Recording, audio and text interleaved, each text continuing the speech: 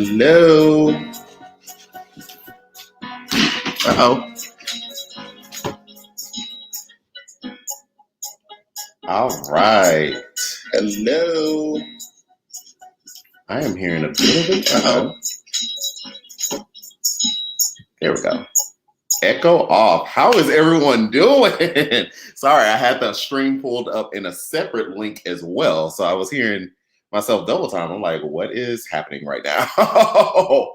But thank you all for joining in. Thank you all for coming. I am super excited. As you can see a little bit, if you're wondering what this green thing is, it is my green screen. I'll be doing stuff with that thing right there, you know, other projects, but we're not here to talk about that. We're here to talk about the debate. Shout out to the shirt. Equal rights for others does not mean less rights for you. It's not a pie. It's not a pie. So I didn't think we were going to get here. I did not think this debate was going to happen. You all know this is the second debate. We were supposed to have the second debate last week, but just to catch everybody up to speed, President Trump didn't want to do a virtual one, like we're talking right now virtually, and so he decided that he was going to opt out of the debate. Well, Joe Biden then came back and said, well, we're going to do a town hall. Like, we're not finna, slow the show just because Trump not ready. So he does a town hall on ABC, and then Trump tries to come back. He does a town hall on NBC, which streams on NBC, MSNBC, and CNBC. Okay, so simulcast all those, and Joe Biden still got the huge ratings. How'd that go? He still got 1 million more ratings than Trump, and Trump was on three TV stations. How? So anyway, so we're here now. So we're at the second debate, but it is the final debate. Second debate, but final debate. So I'm excited. We have mute buttons. We thought we were going to have some plexiglass. I put in the chat earlier. I heard that the plexiglass is now gone due to both of the candidates testing negative. So that's a good thing because we definitely want everybody to be negative. So there is no more plexiglass per their doctors. They said it's not necessary. And we're going to get into some things. So I'm super excited. If you all could in the chat, just let me know where you're streaming from. First off, shout out to all of you all for participating and streaming the debate with me. But I would love to know, where are you streaming from right now? Let's get some of that in the chat. Okay, that's what we want to see. Now, my Patreon people, you all are watching. Your comments aren't going to come up. You have to go to the YouTube where everybody else is. So you'll see comments like such. Like Donnell B. These are YouTube comments. If you're on the Patreon, you have to go to YouTube. But I'm streaming in Patreon, so y'all just watch. Shout out to my people that support me on the Patreon as well. That definitely helps things out on my end. All right. So let me see, where is everybody from? Let me look at some comments.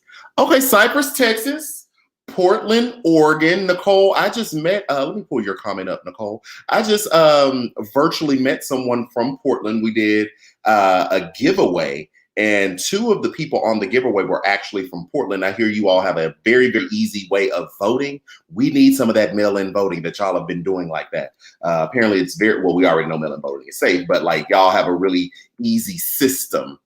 So that's good. Okay, I see some Maryland, some Cincinnati, Ohio. Hold on, let me show love to Texas. Texas, man. Oh, but not the DFW area. See, you was almost there. You know Houston and Dallas got a little beef, but that's okay. We're going to be cool tonight. We're going to be cool tonight. Let's see what else we got. Somebody said a swing state. Swing state in the house. Okay, all right. Baby, Alaska. Now, can y'all not mess stuff up for climate change? Because the salmon, I watched the documentaries, and the salmon is not producing how they supposed to be producing because of the climate change down there in that Alaska. Okay, hold on. I see my hometown, Houston, Texas, baby. And what's good? Oh, wait. Oh, getting ghetto on screen. Hold on. I got to say that for off camera. I got to save that for off camera. All right, I see Philly. I see Tampa. Shout out to you all. So the debate is about to start shortly. I'm gonna put y'all on a brief pause. We got 2 minutes, and then I will be back and we'll start the debate. We'll see what's going on. Oh yes, I saw that too. Probably about the plexiglass. We'll see what's going on, and I'm super excited. So I'll be back in a second, y'all.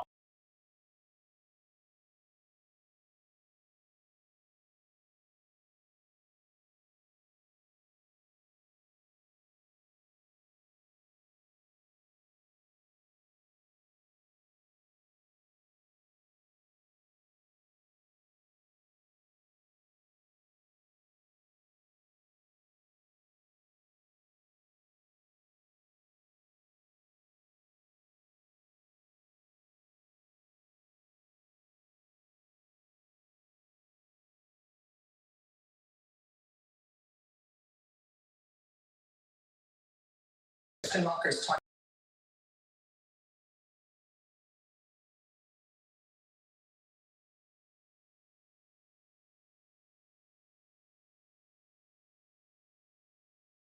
A really robust discussion, and the only thing I would reiterate are the CPD guidelines that when the candidates are talking, please hold any applause or any other reactions, except of course when they walk out. Make sure you cheer and loud and applause so that everyone can hear you.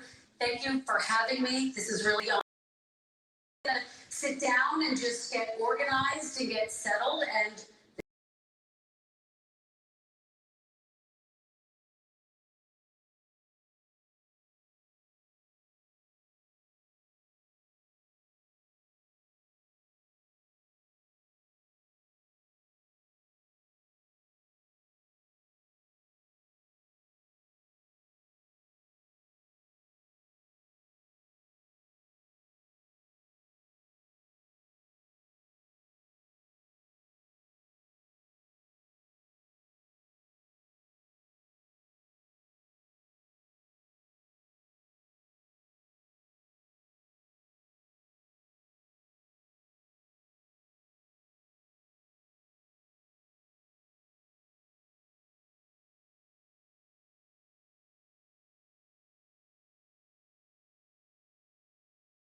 thank you so much. It's going to be with you, absolutely. Do you feel transformed about that the way that you have?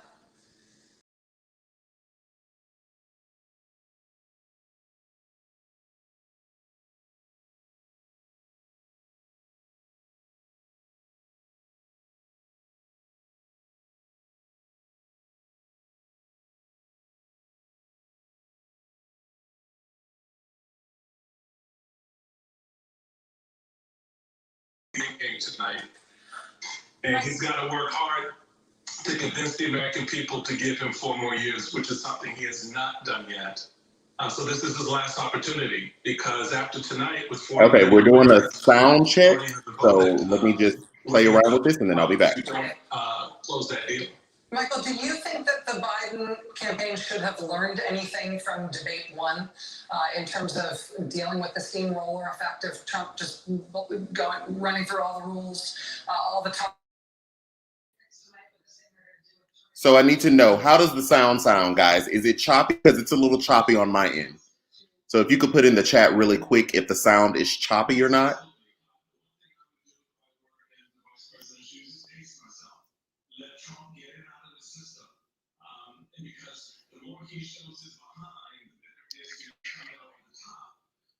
Reasonable, solid, speaking to the American people. Don't try to do the engagement. Don't take the bait from Hunter. I know it's your son. Don't take the bait.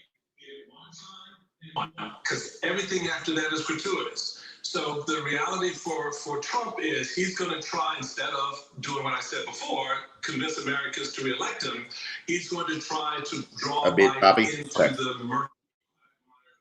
Give me 1 sec.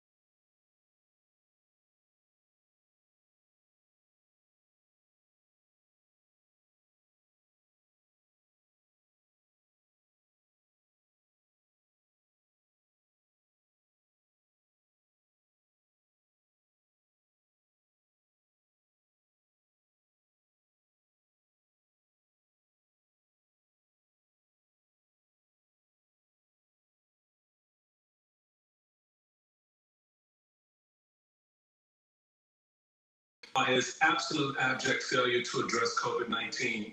Their silence, their complicity has now come back home to nestle right around their ankles They can't get off. Is looking at them the same way they look at Trump, as a disappointment, and are ready to make a change. Michael Steele, former Republican Party chairman, senior advisor now to the Lincoln Project. Michael, it's always great to see you. Thank you so much. It's going to be a big night. Good to see you guys. All right, wouldn't be the same without you.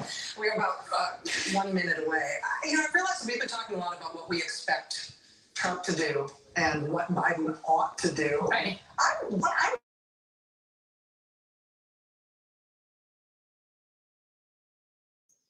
Okay, I was like, child, what had happened? What happened to the sound? Now the people got to hear the sound, and the video got to be clear. So, okay, great. So things are getting started. Let's see, it's 8:05. They're actually behind, which works out for us because we had little technical difficulties. Let me turn this way so y'all won't catch the green screen. Whew. Okay. Thank you, Jesus. All right. So the battle royale is about to start. We're gonna dip in and out of it just to see, because I like to see the people walk out. I like to see, well, they're not gonna be shaking hands because of the COVID. Really, this is Joe Biden's debate to lose, right? He is ahead in the polls. He's doing great. Trump is acting like a madman, excuse me. And really, Biden just needs to stay on track. Don't step into any faux pas, and just gun for it. Let Trump be Trump. They say Trump is going to turn into a different person tonight. Oh, Kristen's talking, and so we'll see. Let's see what she got to say. Welcome, NBC News, and I welcome you to the final 2020 presidential debate between President Donald J. Trump and former Vice President Joe Biden. Yeah. Tonight's debate is sponsored by the Commission on Presidential Debates. It is conducted under health and safety protocols designed by the Commission's health security advisor. The audience here in the hall has promised to remain silent. No cheers, boos, or other interruptions, except right now, as we welcome to the stage former Vice President Joe Biden and President Donald J. Trump. Not to. All right, go, Joe.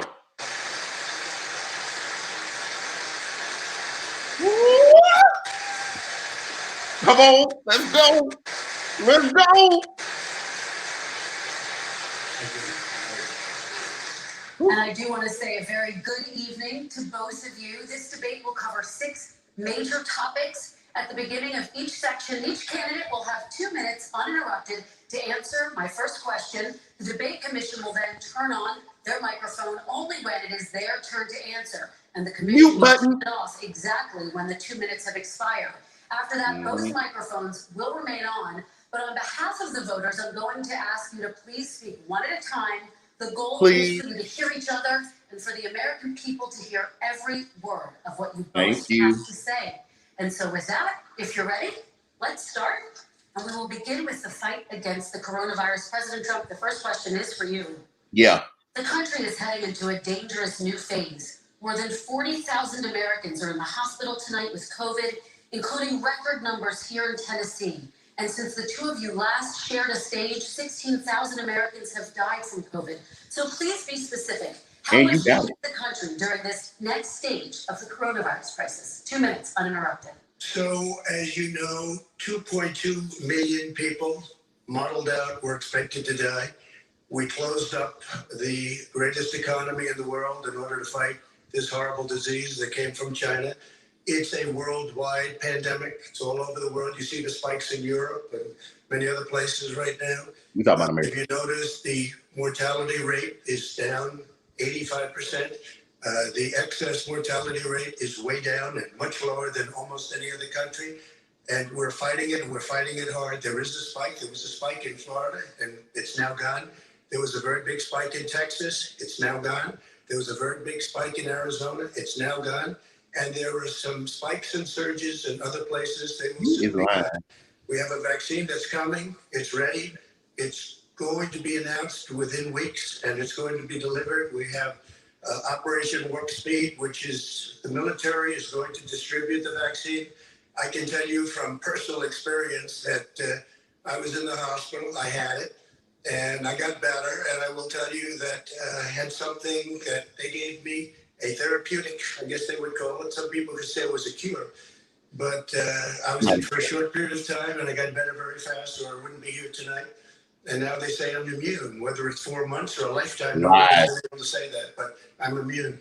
More and more people are getting better. We have a problem that's a worldwide problem. This is a worldwide problem. But I've been congratulated by the heads of many countries on what we've been able to do.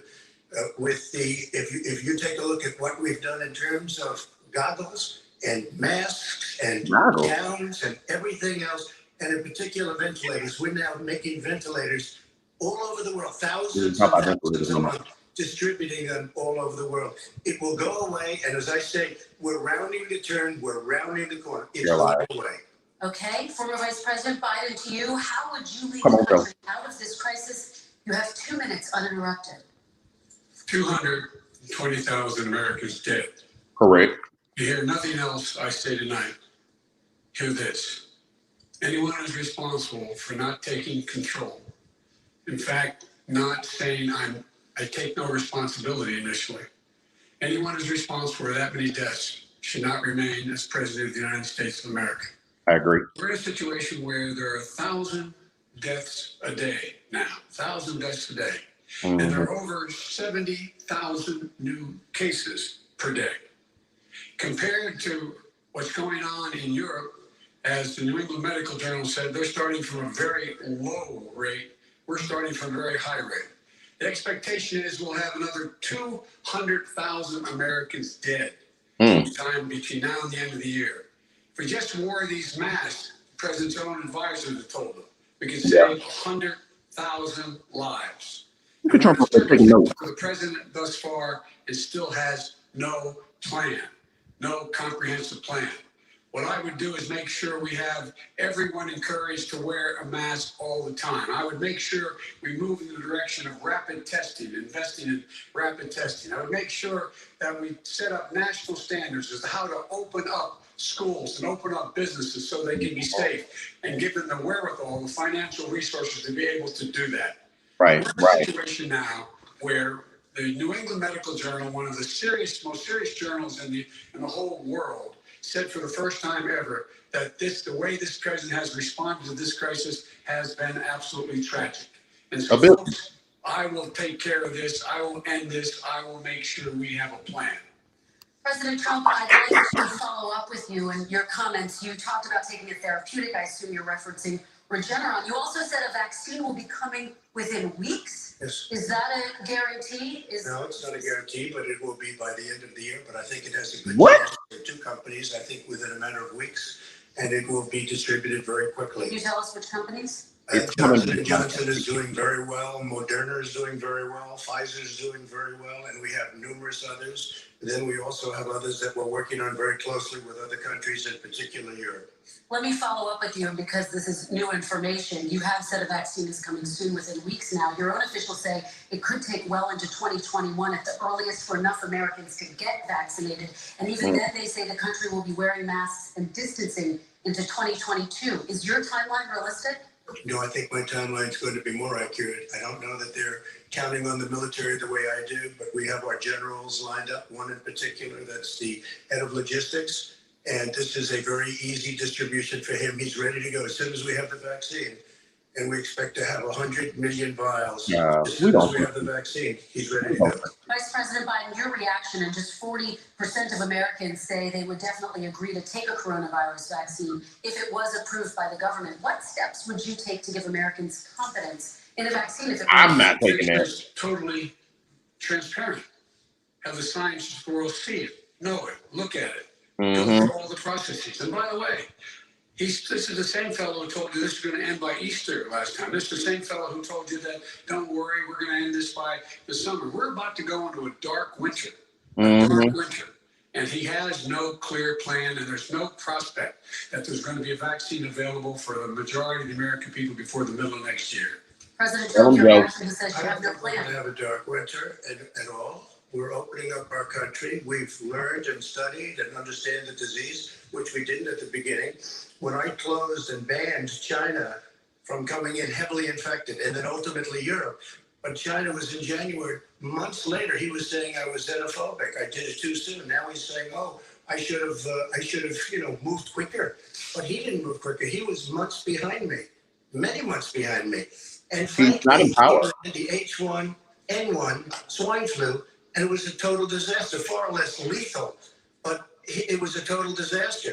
Had that had this kind of numbers, 700,000 people would be dead right now. But it It's didn't. a far less lethal disease. But it didn't. Look, his So own person who what do you ran think? that for him, who, as you know, was his chief of staff, said it was catastrophic. It was horrible. We didn't know what we were doing. Now he comes up and he tells us how to do this. Also, everything that he said about the way every single move that he said we should make, that's what we've done. We've done all of it. But he was way behind us. Vice President Biden, your response. My response is he is xenophobic, but not because he shut down access from China. And he did it after 40 countries had already done that. In addition to that, what he did, he made sure that we had 44 people that were in there in China trying to get to Wuhan to determine what exactly the source was. What did the president say in January? He said, no, he said, he's being transparent. The president of China is being transparent. We owe him a debt of gratitude. We have to thank him.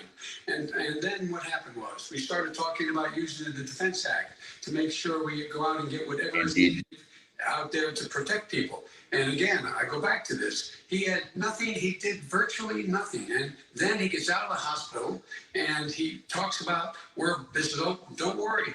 It's all going to be over soon. Mm-hmm. Come on. There's not another serious scientist in the world who thinks it's going to be over soon. President Trump, your reaction? I say over soon. I say we're learning to live with it. We have no choice. We can't lock ourselves up in a basement like Joe does. He has the ability to lock himself up. I don't know. He's obviously made a lot of money someplace, but he has this thing about living in a basement. People can't do that. By the way, I, as the president, couldn't do that. I'd love to put myself in the basement or in a beautiful room in the White House and go away for a year and a half until it disappears. I can't do that. And Kirsten, every meeting I had, and I'd meet a lot of families, including Gold Star families and military families. Every meeting I had, and I had to meet them. I had to. It would be horrible to have canceled everything. I said, this is dangerous. And you catch it. And, I caught it. You ain't gonna say that. I learned a lot. Great doctors, great hospitals.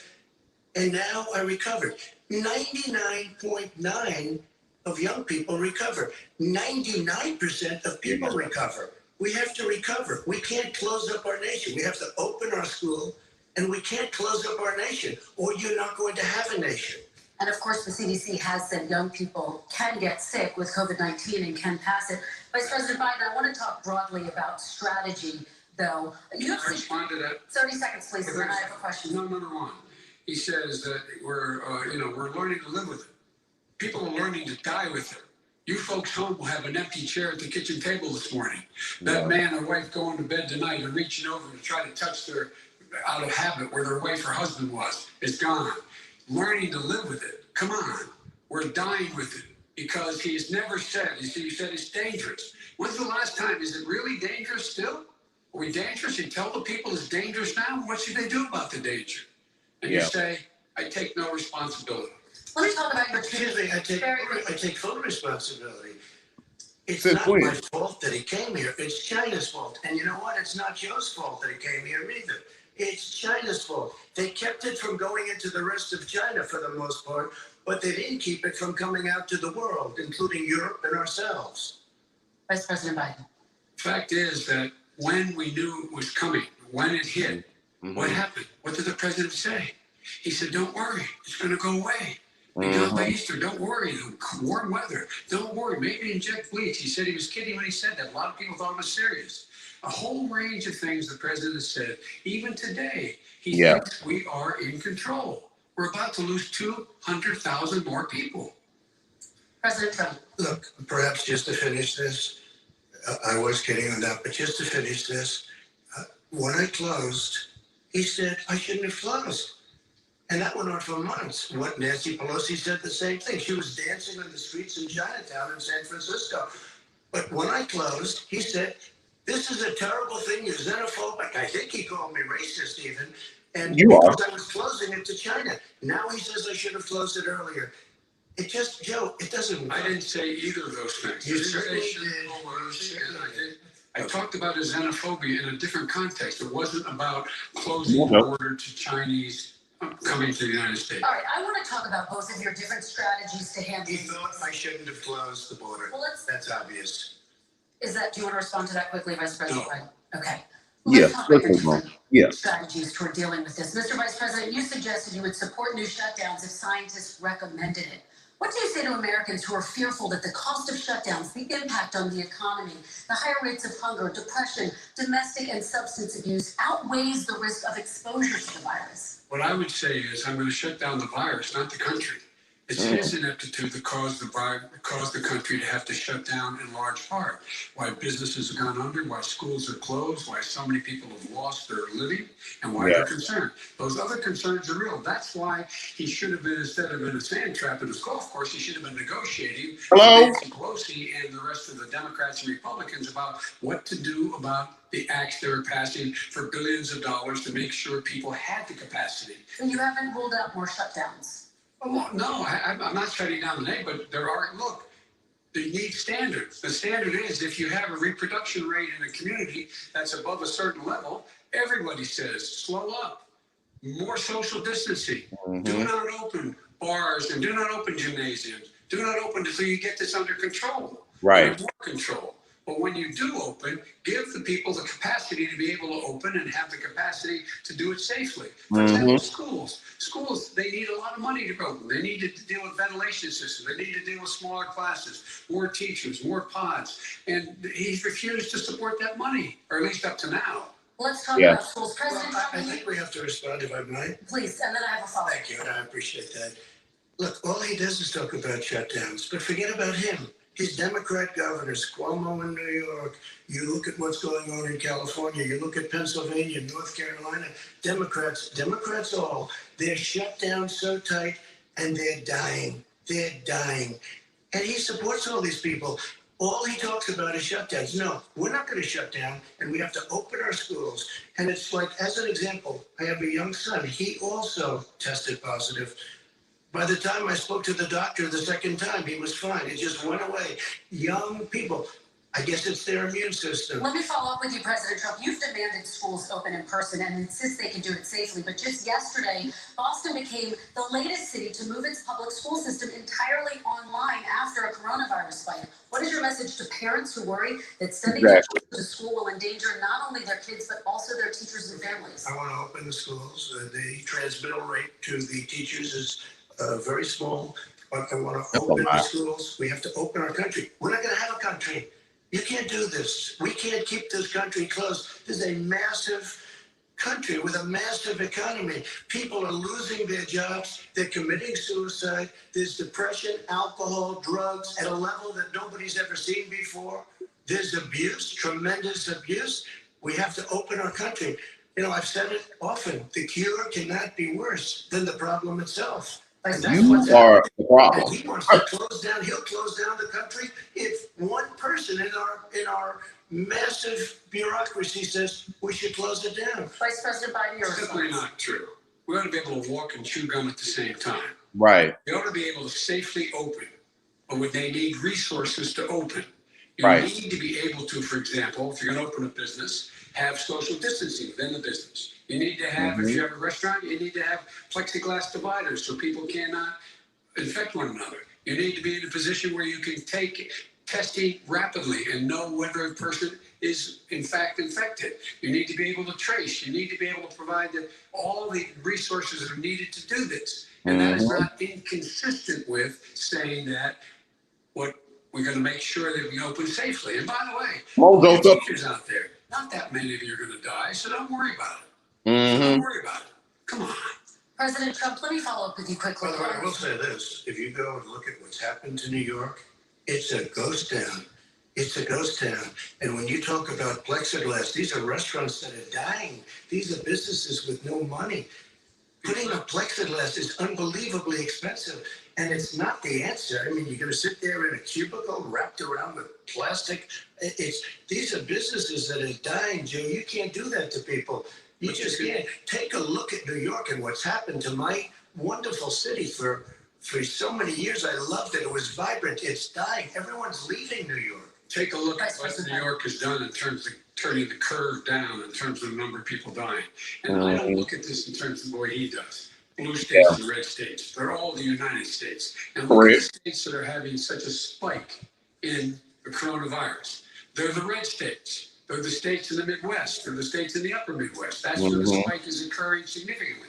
But they're all Americans. They're all Americans. And what we have to do is say, wear these masks, number one. Make sure we get the help that the businesses need, that has money's already been passed to do that. It's been out there since the beginning of the summer, and nothing's happened.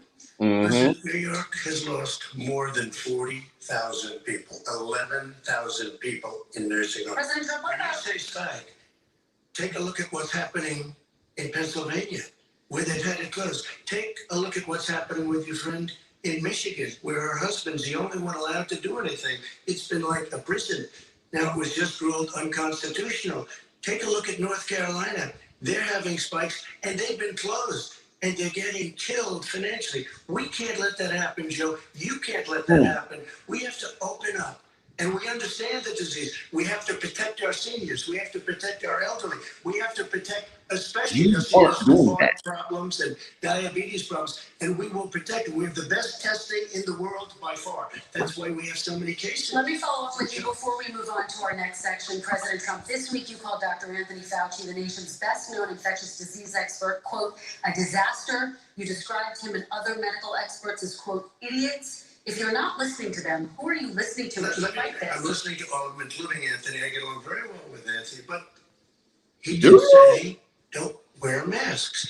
He did say, as you know, this is not going to be a problem. I think he's a Democrat, but that's okay. He said, this is not going to be a problem.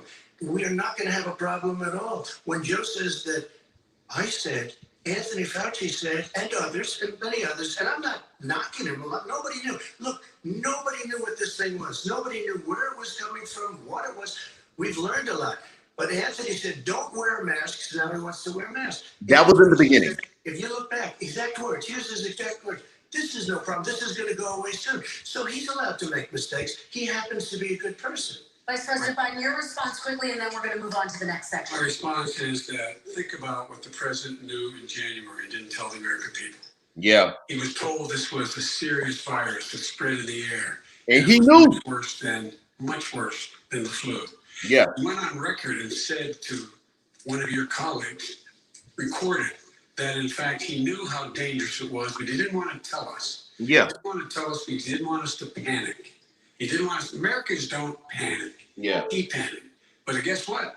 In the meantime, we found out in the New York Times the other day that, in fact, his folks went to Wall Street and said this is a really dangerous thing. And the memo of that meeting, not from his administration, but from some of the brokers, said sell short because we got to get moving. It's a dangerous problem. Well, this is I'm what going to I give you 30 seconds to respond, and then we're The going Wall to Street move one, on. I don't know. Somebody went to Wall Street. You're the one that takes all the money from Wall Street. I don't take it. You have raised a lot of money, tremendous amounts of money.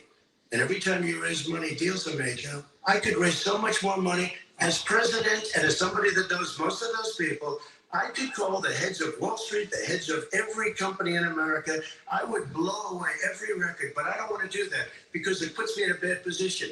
And then you bring up Wall Street. You shouldn't be bringing up Wall Street because you're the one that takes the money from Wall Street, not me. I could blow away your records that like you wouldn't believe. We don't need money. We have plenty of money. In fact, we beat Hillary Clinton with a tiny fraction of the money that she was able. All right, gentlemen. Hillary Clinton is not running. Average contribution, $43. All right, we're going to move on to our next section, which is national security. And I do want to start with the security of our elections and some breaking news from overnight. Just last night, top intelligence officials confirmed again that both Russia and Iran are working to influence this election. Both countries have obtained U.S. voter registration information, these officials say, and Iran sent intimidating messages to Florida voters. This question goes to you, Mr. Vice President. What would you do to put an end to this threat? You have 2 minutes uninterrupted. I made it clear, and I ask everyone else to take the pledge. I made it clear that any country, no matter who it is, that interferes in American elections will pay a price. That's They right. will pay a price. And it's been overwhelmingly clear this election, I won't even get into the last one, this election, that Russia has been involved, China has been involved to some degree, and now we learn that Iran is involved. They will pay a price if I'm elected. They're interfering with American sovereignty. That's what's going on right now. They're interfering with American sovereignty. And to the best of my knowledge, I don't think the president said anything to Putin about it. I don't think he's talking him a lot. I don't think he said a word. I don't know why he hasn't said nothing about it. What And you I gonna don't know say? what he has recently said, if anything, to the Iranians. My guess is he'd probably be more outspoken with regard to the Iranians. But the point is this, folks. We are in a situation where we have foreign countries trying to interfere in the outcome of our election. His own national security advisor told him that what is happening with his buddy, I will. His buddy, Rudy Giuliani, Yeah. is being used as a Russian pawn. He's being fed information that is Russian, Whoa, Joe. that is not true. And then what happens? Nothing happens. And then you find out that everything that's going on here about Russia is wanting to make sure that I do not get elected the next president of the United States because they know I know them and they know me. I don't understand why this president is unwilling to take on Putin when he's actually paying bounties to kill American soldiers in Afghanistan, when he's engaged in activities that are trying to destabilize all of NATO. I don't know why he doesn't do it, but it's worth asking the question. Why isn't that being done? Any country that interferes with us will, in fact, pay a price because they're affecting our sovereignty. Woo! Come on, Joe! Good question to you. Let me ask the question. Come on, Joker! For 2 elections in a row now, there has been substantial interference from foreign adversaries. What would you do in your next term to put an end to this? 2 minutes. Well, let me respond to the first part. Joe answered. Joe got $3.5 million from Russia. Sorry. And it came through Putin because he was very friendly with the former mayor of Moscow, and it was the mayor of Moscow's wife. And you got $3.5 million. Your family got $3.5 million. And, someday you're going to have to explain why did you get 3.5? I never got any money from Russia. I don't get money from Russia. Now, about your thing last night, I knew all about that. And through John Ratcliffe, who is fantastic, he said, the one thing that's common to both of them, they both want you to lose because there has been nobody tougher to Russia. Between the sanctions, nobody tougher than me on Russia. Between between all of what I've done with NATO, I've got the NATO countries to put up an extra $130 billion going to $420 million a year. That's to guard against Russia. I sold, while he was selling pillows and sheets, I sold tank busters to Ukraine. There has been nobody tougher. What does this have to do with election interference? On Russia than Donald Trump. And I'll tell you, they were so bad. They took over the submarine port. You remember that very well. During your term, during you and Barack Obama, they took over a big part of what should have been Ukraine. You handed it to them, but you were getting a lot of money from Russia. They were paying you a lot of money, and they probably still are. But now, with what came out today, it's even worse.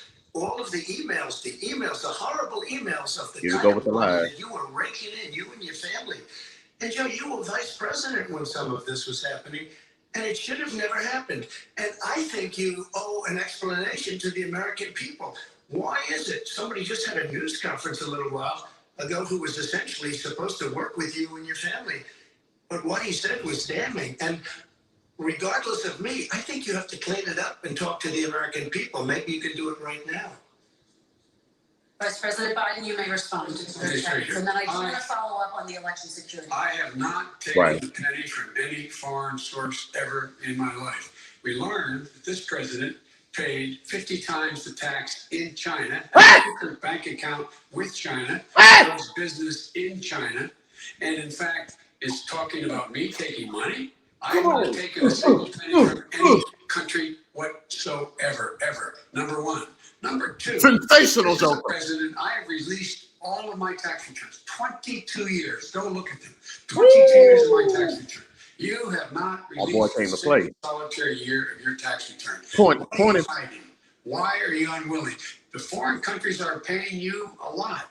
Russia's paying you a lot. China's paying you a lot. Your hotels and all your businesses all around the country, all around the world. And China's building a new road to a new golf course you have overseas. So what's going on here? Why don't release your tax return and stop talking about corruption? President Trump, come on, Joe. I called my accountants under audit. I'm going to release them as soon as we can. I want to do it. And it'll show how successful, how great this company is. But much more importantly than that, people were saying $750. I asked them a week ago, I said, what did I pay? They said, sir, you prepaid tens of millions of dollars. I prepaid my tax. Tens over the last number of years. Tens of millions of dollars I prepaid. Because at some point they think it's an estimate. They think I may have to pay tax. So I already prepaid it. Nobody told me that. Nobody told you that. Excuse me. And it wasn't written whenever they write this. They keep talking about $750, which I think is a filing fee. But let me just tell you, I prepaid millions and millions of dollars in taxes. Number one. Number two, I don't make money from China. You do. I don't make money from Ukraine. You do. I don't make money from Russia. You made $3.5 million, Joe, and your son gave you. They even have a statement that we have to give 10% to the big man. You're the big man, I think. I don't know, maybe you're not, but you're the big man, I think. Your son said we have to give 10% to the big man. Joe, what's that all about? It's terrible. All right, gentlemen, I'm going to ask you both some questions about all of this. I'm going to let you both respond very quickly. You just said you spoke to your accountant about potentially releasing your taxes. Did he tell you when you can release them? Do you have a deadline for when you're going to release them? I get treated worse than the Tea Party got treated. Because there are a lot of people in there, deep down in the IRS, they treat me horribly. We made a deal, it was all settled until I decided to run for president. I get treated very badly by the IRS, very unfairly. But we had a deal all done. As soon as we're completed with the deal, I want to release it. But I have paid millions of dollars, and it's worse than paying. I paid in advance. It's called prepaying your taxes. I paid in advance. I want to ask you both about questions regarding your potential foreign entanglements and questions that have been raised to give you both a chance to talk about this more broadly. Respond very quickly, and then I'll get to my question. Why did he's been saying this for 4 years? Thank you. Just show us. Stop playing around. You've been saying for 4 years you're going to release your taxes. Nobody knows, Mr. President. What they do know is you're not paying your taxes, or you're paying taxes that are so low. Yeah. Well, last time he said what he paid, he said, I only pay that low because I'm smart. I know how to game the system. Mm-hmm. Come on, folks. Come on, man. Trump, and then I want to get to two questions to both of you. When Joe hit that, come on, we ain't playing. A phony witch hunt for 3 years. What does that have to do with tax? It started before I even got elected. What does that have to do with that? tax? My campaign, no president should ever have to go through what I went through. Let me just say this. Mueller and 18 angry Democrats, what does that have to do all with over tax? the place, spent $48 million. They went through everything I had, including my tax returns, and they found absolutely no collusion and nothing wrong. They didn't go through your tax returns. That's a lie. I guarantee that's a lie. On YouTube, I could find plenty wrong, because the kind of things that you've done and the kind of monies that your family has taken. I mean, your brother made money in Iraq, millions of dollars. Your other brother made a fortune, and it's all through you, Joe. And they say you get some of it, and you do live very well. You have houses all over the place. You live very well. All right, gentlemen, let me just ask some questions about all of this broadly. Vice President Biden, there have been questions about the work your son has done in China and for a Ukrainian energy company when you were vice president. In retrospect, was anything about those relationships inappropriate or unethical? Nothing was unethical. Here's what the deal. With regard to Ukraine, we had this whole question about whether or not, because he was on the board, I later learned with Burisma, a company, that somehow I had done something wrong. Yet every single solitary person, when he was going through his impeachment, testifying under oath who worked for him, said, I did my job impeccably. I carried out U.S. policy. Not one single solitary thing was out of line. Not a single thing, number one. Number two, the guy who got in trouble in Ukraine was this guy trying to bribe the Ukrainian government to say something negative about me. Impeach. It would not do. Impeach. Because it never, ever, ever happened. Impeach. My son has not made money in terms of this thing about, what are you talking about, China. I have not had it. The only guy who made money from China is this guy. He's the only one. Nobody else has made money from China. Let me ask my question to you. Could I just one thing? Very His son didn't have a job for a long time, was sadly no longer in the military service. I won't get into that. And he didn't have a job. As soon as he became vice president, Burisma, not the best reputation in the world. I hear they paid him $183,000 a month. Listen to this. 183, and they gave him a $3 million upfront payment. All right. And he had no energy. I'm going to let the Vice President That's respond to that 100% quickly, and then I need to get to a question to you. Very No basis for that. Everybody investigated that. No one said anything he did was wrong in Ukraine. Okay, President Trump, this is for you. Since you took office, you've put your properties abroad. A report this week, which was referenced, does indicate that your company has a bank account in China. So how do voters know that you don't have any foreign conflicts of interest? I have many bank accounts, and they're all listed, and they're all over the place. I mean, I was a businessman. This one wasn't. The bank account you're referring to, which is everybody knows about it, it's listed. The bank account was That's a in lie. 2013. That's what it was. It was open to do. It was closed in 2015, I believe. And then I decided, because I was thinking about doing a deal in China, like millions of other people. I was thinking about it, and I decided I'm not going to do it. Didn't like it. I decided not to do it. Look at Joe. And I closed it. Okay. Look at Joe. And then, unlike him, where he's vice president and he does business, I then decided to run for president after that. That was before. So I closed it before I even ran for president, let alone became president. Big difference. You're a liar. He's the vice president of the You're United like States. lying. And his son, his brother, and his other brother are getting rich. They're like a vacuum. You cashed out in 2017. You're lying. I do want to ask you, Vice President Biden, about China. Let's talk about China more broadly. There have, of course, President Trump has said that they should pay for not being fully transparent in regards to the coronavirus. If you were president, would you make China pay? And please be specific. What would that look like? What I'd make China do is play by the international rules, not like he has done. He has caused the deficit of China to go up, not down, with China, up, not down. We are making sure that in order to do business in China, you have to give all your intellectual property. You have to have a partner in China. It's 51%. We would not do that at all, number one. Number two, we're in a situation where China would have to play by the rules internationally as well. When I met with Xi, when I was still vice president, he said we're setting up air identification zones in the South China Sea. You can't fly through them. I said, we're going to fly through them. We just flew B-52, B-1 bombers through it. We're not going to pay attention. They have to play by the rules. And what's he do? He embraces guys like the thugs like in North Korea and the Chinese president and Putin and others. And he pokes his finger in the eye of all of our friends, all of our allies. We make up we're 25% of the world's economy. We need to be having the rest of our friends with us saying to China, these are the rules. You play by them or you're going to pay the price for not paying by them economically. That's the way I will run it. And that's what we did in upholding steel tariffs and a range of other things when we were president and vice president. All right, and let's talk about North Korea. I have to respond to that. Okay, very quickly, and then we're going to move on to with North $1.5 Korea. billion from China after spending 10 minutes in office and being in Air Force Two, number one. Number two, there's a very strong email talking about your family wanting to make $10 million a year. Oh my God. These fake emails.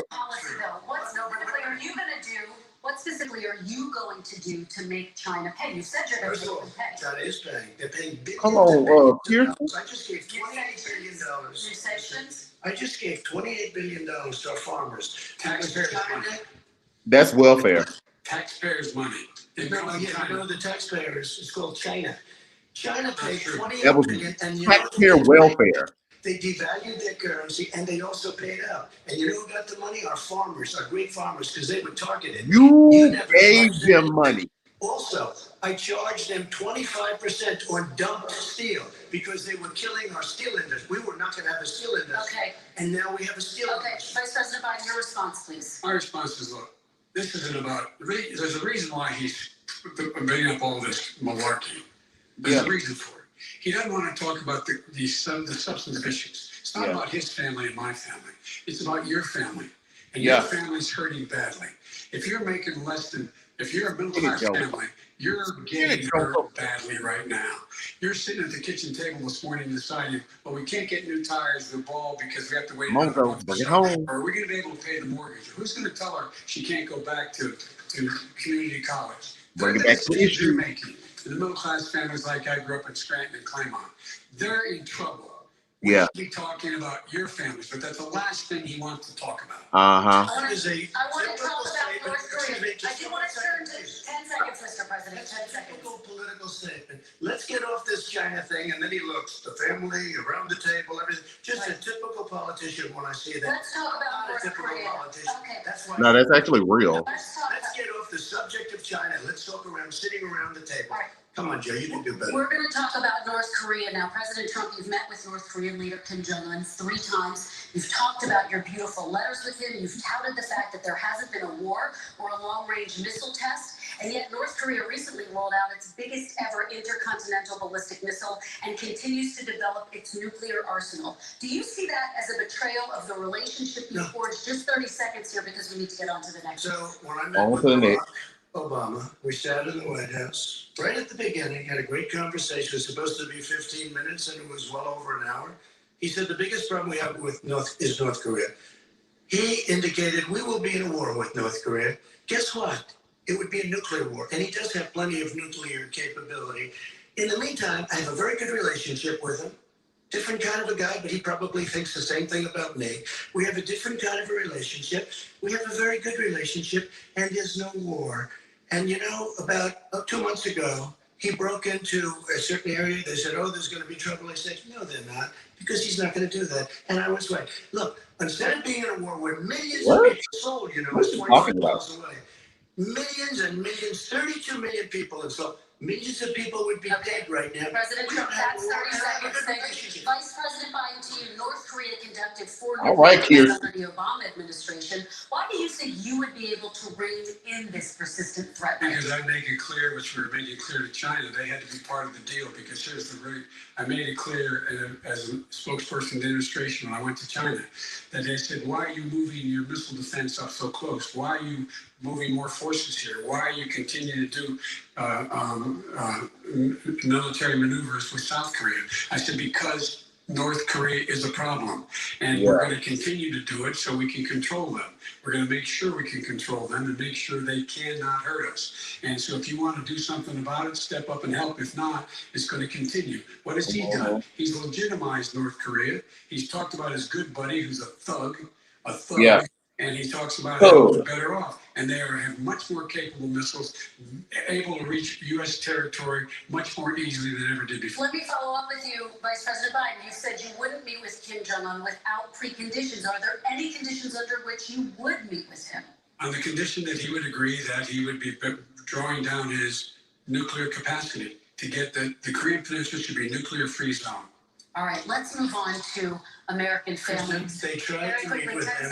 They tried to meet with him. He wouldn't do it. He didn't like Obama. He didn't like him. He wouldn't do it. Okay, I gotta get a chance to respond to that. He wouldn't do it. Right, let's move on. You know what, North Korea, we're not in a war. We have a good relationship. You know, people don't understand. Having a good relationship with leaders of other countries. We have a lot of questions to get to. Not understand we had a good relationship with Hitler before he, in fact, invaded Europe, the rest of Europe. Come on. It's the reason he would not meet with President Obama. President Obama said, we're going to talk about denuclearization. We're not going to legitimize you. We're going to continue to put stronger and stronger sanctions on you. That's why he wouldn't meet with us. All right, let's move on. Let's move on and talk about American families. Move on. Okay, they left me a mess. North Korea was a mess. And in fact, if you remember the first 2 or 3 months, there was a very period of my first 3 months before we sort of worked things out a little bit. Okay. There was they left us a mess. And Obama would be, I think, the first to say it was the single biggest problem he thought that our country. Okay, let's move on to American families and the economy. One of the issues that's most important to them is health care, as you both know. Today, there was a key vote on a new Supreme Court Justice, Amy Coney Barrett, and health care is at the center of her confirmation fight. Over 20 million Americans get their health insurance through the Affordable Care Act. It's headed to the Supreme Court, and your administration, Mr. President, is advocating for the court to overturn it. If the Supreme Court does overturn that law, those 20 million Americans could lose their health insurance almost overnight. So what would you do if those people have their health insurance taken away? You have 2 minutes uninterrupted. First of all, I've already done something that nobody thought was possible. What? Through the legislature, I terminated the individual mandate. That is the worst part of Obamacare, as we call it. The That's how it individual was mandate where you being have to paid pay a for. fortune for the privilege of not having to pay for bad health insurance. I terminated. It's gone. Now it's in court because Obamacare is no good. But then I made a decision. Run it as well as you can to my people, great people. Run it as well as you can. I could have gone the other route and made everybody very unhappy. They ran it. Premiums are down. Everything's down. Here's the problem. No matter how well you run it, it's no good. What we'd like to do is terminate it. We have the individual mandate done. I don't know that it's going to work. If we don't win, we will have to run it and we'll have Obamacare, but it'll be better run. But it no longer is Obamacare because without the individual mandate, it's much different. Pre-existing conditions will always stay. What I would like to do is a much better healthcare, much better. What? Will always protect people with pre-existing. What? So You I got like to 4 terminate years. Obamacare What? with a brand new, beautiful healthcare. The Democrats will do it because there'll be tremendous pressure on them, and we might even have the House by that time. And I think we're going to win the House. Okay, you'll see, but I think we're going to win the House. Come up with a better healthcare, always protecting people with pre-existing conditions. And one thing very important: we have 180 million people out there that have great private healthcare. Far more than we're talking about with Obamacare. Joe Biden is going to terminate all of those policies. These are people that love their health care, people that have been successful, middle-income people, been successful. They have 180 million plans, 180 million people, families, under what he wants to do, which will basically be socialized medicine. He won't even have a choice. They want to terminate 180 million plans. We have done an incredible job with health care. And we're going to do even better. Okay, Vice President Biden, yes, this is for you. Your healthcare plan calls for building on Obamacare. So my question is, what is your plan if the law is ruled unconstitutional by the Supreme Court? You have 2 minutes uninterrupted. What I'm going to do is pass Obamacare with a public option, become Biden care. A public option is an option that says that if you, in fact, do not have the wherewithal to be, if you qualify for Medicaid and you do not have the wherewithal in your state to get Medicaid, you automatically enroll, providing competition for insurance companies. That's what's going to happen. Secondly, we're going to make sure we reduce the premiums and reduce drug prices by making sure that there's competition that doesn't exist now by allowing the Medicare to negotiate drug prices with the insurance companies. Thirdly, the idea that I want to eliminate private insurance, the reason why I had such a fight with 20 candidates for the nomination was I support private insurance. That's why I did not one single person with private insurance would lose their insurance under my plan, nor did they under Obamacare. They did not lose their insurance unless they chose they wanted to go to something else. Lastly, we're going to make sure we're in a situation that we actually protect pre-existing. There's no way he can protect pre-existing conditions. None, zero. You can't do it in the ether. He's been talking about this for a long time. He's never come up with a plan. I guess we're going to get the pre-existing condition plan the same time we get the infrastructure plan that we've been waiting since 17, 18, 19, and 20. The fact, I still go for a few more minutes. I know you're getting anxious. The fact is that he's already cost the American people, because of this terrible handling of the COVID virus and the economic spillover, 10 million people have lost their private insurance. And he wants to take away 22 million more people who have it under Obamacare, and over 110 million people with pre-existing conditions. And all the people from COVID are going to have pre-existing conditions. What are they going to do? I have a follow-up for you, Vice President Biden. It relates to something that President Trump said. He's accusing you of wanting socialized medicine. What do you say to people who have concerns that your health care plan, which includes a government insurance option, takes the country one step closer to a health care system run entirely by the government? I say it's ridiculous. It's like saying that, we're the idea that the fact that there's a public option that people can choose, that makes it a socialist plan. Look, the difference between the president, I think healthcare is not a privilege, it's a right. Everyone should have the right to have affordable healthcare. Mm-hmm. And I am very proud of my plan. It's gotten endorsed by all the major labor unions, as well as a whole range of other people who, in fact, are concerned in the medical field. This is something that's going to save people's lives, and this is going to give some people an opportunity an opportunity to have health care for their children. How many of you home are worried and rolling around in bed tonight wondering what in God's name you're going to do if you get sick? Because you've lost your home insurance, your health insurance, your company's gone on. We have to provide health insurance for people at an affordable rate, and that's what I do. Right.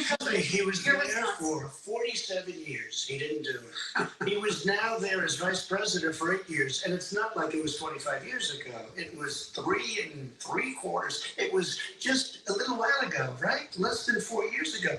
He didn't do anything. He didn't do it. He wants socialized medicine, and it's not that he wants it. His vice president.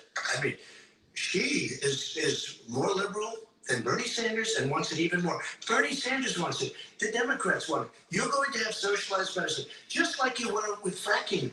We're not going to have fracking. We're going to stop fracking. We're going to stop fracking. Then he goes to Pennsylvania after he gets a nomination, where he got very lucky to get it. And he goes to Pennsylvania and he says, oh, we're going to have fracking.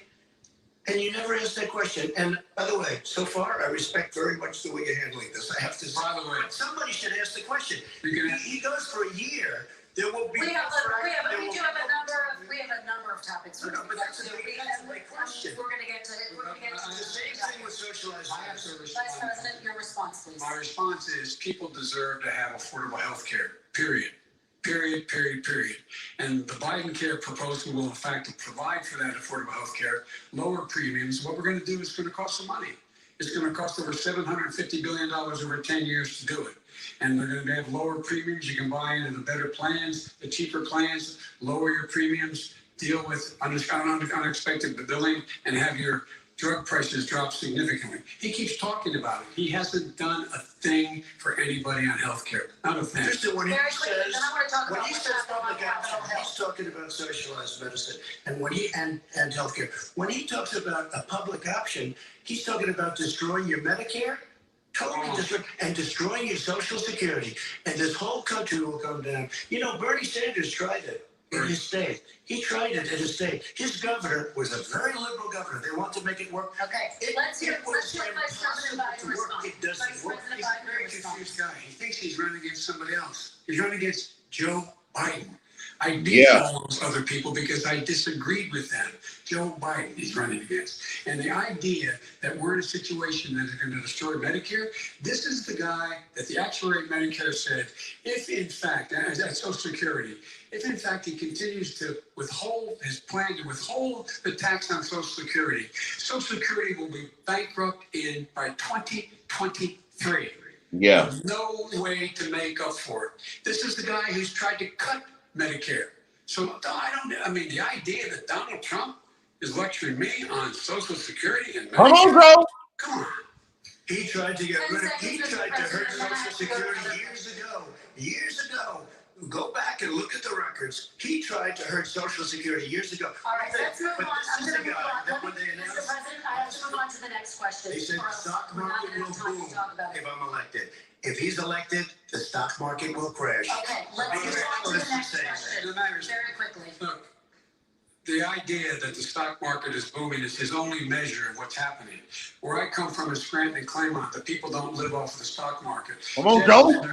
Just in the last three years during this crisis, the millionaires in this country made, according to the Wall Street, $700 billion more. $700 billion more, because that's his only measure. What happens to the ordinary people out there? What happens to them? Let's talk about what's happening on Capitol Hill. We're going to move on. 401ks are through the roof. We're going to move on. Stock are through the roof. All right. He doesn't come from Scranton. That's like he lived there for a short period of time before he even knew. We're going to move on to the next question. And the people of Pennsylvania Let me move on to my next question, They gentlemen. understand. As of tonight, more than 12 million people are out of work. And as of tonight, 8 million more Americans have fallen into poverty, and more families are going hungry every day. Those hit hardest are women and people of color. They see Washington fighting over a relief bill. Mr. President, why haven't you been able to get them the help they need? 30 seconds here. Because Nancy Pelosi doesn't want to approve it. I do. But you're the president. I do, but I still have to get. Unfortunately, that's one of the reasons I think we're going to take over the House, because of her. Nancy Pelosi doesn't want to approve anything because she'd love to have some victories on a date called November 3rd. Nancy Pelosi does not want to approve it. We are ready, willing, and able to do something. Don't forget, we've already approved 3 plans, and it's gone through, including the Democrats, in all fairness. This one she doesn't want. It's near the election because she thinks it helps her politically. I think it hurts her politically. All right, Mr. Vice President. You know, the Republican leader in the United States Senate said he can't pass it. He Mhm. won't be able to pass it. He does not have Republican votes. Why ain't he talking to his Republican friends? Let me follow up Exactly. with you, Vice President. We made it deal Because with let me ask Vice President Biden a question. You are the leader of the Democratic Party. Why have you not pushed the Democrats to get a deal for the American people? Well, I have, and they have pushed it. Look, they passed this act all the way back in the beginning of the summer. Yeah. It's like it's not new. It's been out there. This HEROES Act has been sitting there. And look at what's happening. When I was in charge of the Recovery Act with $800 billion, I was able to get $145 billion to local communities that have to balance their budgets. The states have to balance their budgets, and then have to fire firefighters, teachers, first responders, law enforcement officers, so they can keep their cities and counties running. He will not support that. They have not done a thing for them. And Mitch McConnell said, let them go bankrupt. Let them go bankrupt. Come on. What's the matter with you? Come on, man. Was a bailout of badly run, high crime, Democrat, all run by Democrats, cities and states. It was a way of getting a lot of money, billions and billions of dollars to these states. It was also a way of getting a lot of money from our people's pockets to people that come into our country illegally. We were going to take care of everything for them. And what that does, and I'd love to do that, I'd love to help them, but what that does, everybody all over the world will start pouring into our country. We can't do it. This was a way of taking care of them. This was a way of spending on things that had nothing to do with COVID, as per your question. But it was really a big bailout for badly run Democrat cities and states. All right, If I get elected, I'm running as a proud Democrat, but I'm going to be an American president. I don't see red states and blue states. What I see is American, United States. And folks, every single state out there finds themselves in trouble. They're going to start laying off, whether they're red or blue, cops, firefighters, first responders, because teachers, because they have to balance their budget. And the founders were smart. They allowed the federal government to deficit spend to compensate for the United States of America. I want to talk about the minimum wage, gentlemen. Mr. Vice President, we are talking a lot about struggling small businesses and business owners these days. Do you think this is the right time to ask them to raise the minimum wage? You, of course, support a $15 federal minimum wage. I do, because I think one of the things we're going to have to do is we're going to have to bail them out, too. We should be bailing them out now, those small businesses. You got 1 in 6 of them going under. They're not going to be able to make it back. They passed a package that allows us to be able to call PPP. Money is supposed to go to help them do everything from organize how they could deal with their businesses being open safely. The schools, how they can make classrooms smaller, how they can hire more teachers, how they can put ventilation systems in. They need the help. The businesses as well as the schools need the help. But these guys will not help them. It's not giving them any of the money. We are going to move on to immigration, but I want to we have to help our small businesses by raising the minimum wage. That's not helping. I think it should be a state option. Alabama is different than New York. New York is different from Vermont. Every state is different. It should be a state option. You said very recently. It's very important. We have to help our small businesses.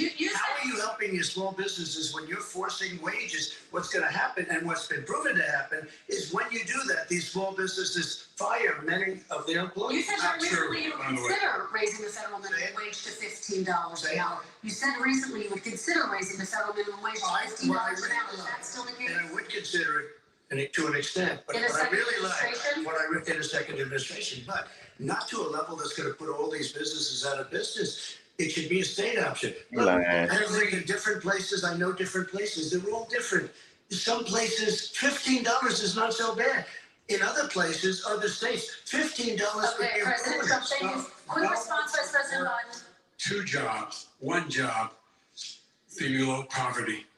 People are making $6, $7, $8 an hour. These first responders, we all clap for as they come down the street because they've allowed us to make it. What's happening? They deserve a minimum wage of $15. Anything below that puts you below the poverty level. And there is no evidence that when you raise the minimum wage, businesses go out of business. That is simply not true. We're going to talk about immigration. We're going to talk about immigration now, gentlemen. And we're going to talk about families within this context. Mr. President, your administration separated children from their parents at the border, at least 4,000 kids. You've since reversed your zero-tolerance policy, but the United States can't locate the parents of more than 500 children. So how will these families ever be reunited? Their children are brought here by coyotes and lots of bad people, cartels, and they're brought here, and they used to use them to get into our country. We now have as strong a border as we've ever had.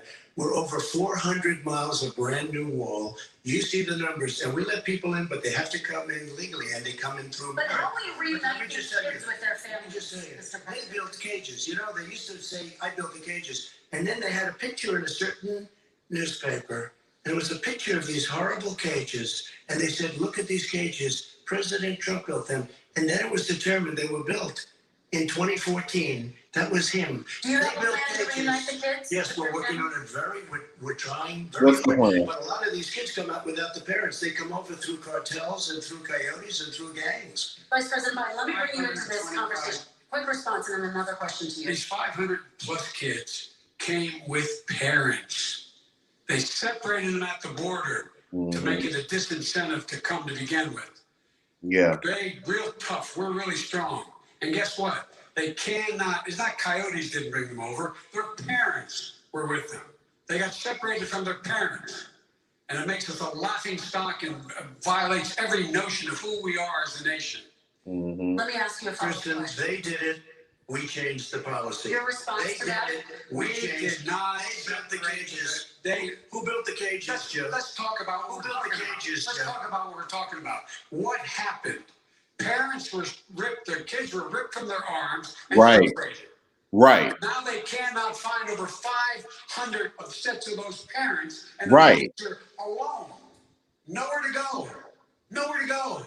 It's criminal. It's criminal. Let me ask Kristen, you I will about say it. this. They 10 went down. We seconds and brought 90 reporters, everything. They are so well taken care of. They're in facilities that were so clean. But some of them I've gotten haven't been such good- reunited But just with ask one question. Who built the cages? I'd love you to ask them that. Who built the cages? Let me ask about your immigration policy, Mr. Vice President. The Obama administration All right, Kristen. was able to deliver Houston. immigration reform, which had been a key promise during the administration. It also presided over record deportations as well as family detentions at the border before changing course. So why should voters trust you with an immigration overhaul now? Because we made a mistake. It took too long to get it right. It took too long to get it right. I'll be president of the United States, not vice president of the United States. And the fact is, I've made it very clear. Within 100 days, I'm going to send to the United States Congress a pathway to citizenship for over 11 million undocumented people. And all of those so-called dreamers, those DACA kids, they're going to be immediately certified again to be able to stay in this country and put on a path to citizenship. The idea that they are being sent home by this guy and they want to do that is they're going to a country they've never seen before. I can imagine you're 5 years old, your parents are taking you across the Rio Grande River and it's illegal. And you say, oh no, Mom, leave me here. I'm not going to go with you. They've been here. Many of them are model citizens. Over 20,000 of them are first responders out there taking care of people during this crisis. We owe them. We owe them. Kristen, he had 8 years to do what he said he was going to do. And I've changed without having a specific. We got rid of catch and release. We got rid of a lot of horrible things that they put in and that they lived with. But he had 8 years he was vice president. He did nothing except build cages to keep children in. Vice President Biden, your response. The catch and release, you know what he's talking about there? If in fact you had a family came across and they were arrested, they in fact were given a date to show up for their hearing. They were released. And guess what? They showed up for a hearing. And this is the first president in the history of the United States of America that anybody seeking asylum has to do it in another country. That's never happened before in America. That's never happened before in America. You come to the United States and you make your case that I seek asylum based on the following on the following premise: why I deserve it under American law. They're sitting in squalor on the other side of the river. President Trump, your response, So 30 important. seconds, and then we'll move It just shows that he has no understanding of immigration or the laws. Catch and release is a disaster. A murderer would come in, a rapist would come in, a very bad person would come in. We would take their name. We have to release them into our country. And then you say they come back. Less than 1% of the people come back. We have to send ICE out and Border Patrol out to find them. We would say, come back in 2 years, 3 years. We're going to give you a court case. You need Perry Mason. We're going to give you a court case. When you say they come back, they don't come back, Joe. Yeah. They never come back. Only the really, I hate to say this, but those with the lowest IQ, they might come back. Okay, President Trump, let's give Vice President Biden a chance to respond, and then we're going to move on to the next. The lowest IQ, baby. I had to clap back in for that. What? Somebody who's simply not care. Well, check it out. They don't come back. Check it out. All right, let's move But on we don't have to to the worry next about it. They section. terminated it, so we don't have to worry about Let's it. move on to the next Yeah, section. 525 kids not knowing where in God's name they're going to be and lost their parents. Go ahead. All right, let's talk about our next section, which is race in America. And I want to talk about the way Black and brown Americans experience race in this country. Yeah. Part of that experience is something called the talk. It happens regardless of class and income. Parents who feel they have no choice but to prepare their children for the chance that they could be targeted, including by the police, for no reason other than the color of their skin. Mr. Vice President, in the next 2 minutes, I want you to speak directly to these families. Do you understand why these parents fear for their children? I do. You know, my daughter is a social worker, and she's written a lot about this. Well, She's has a graduate degree I from don't the wanna do it University anymore, of Pennsylvania in social work.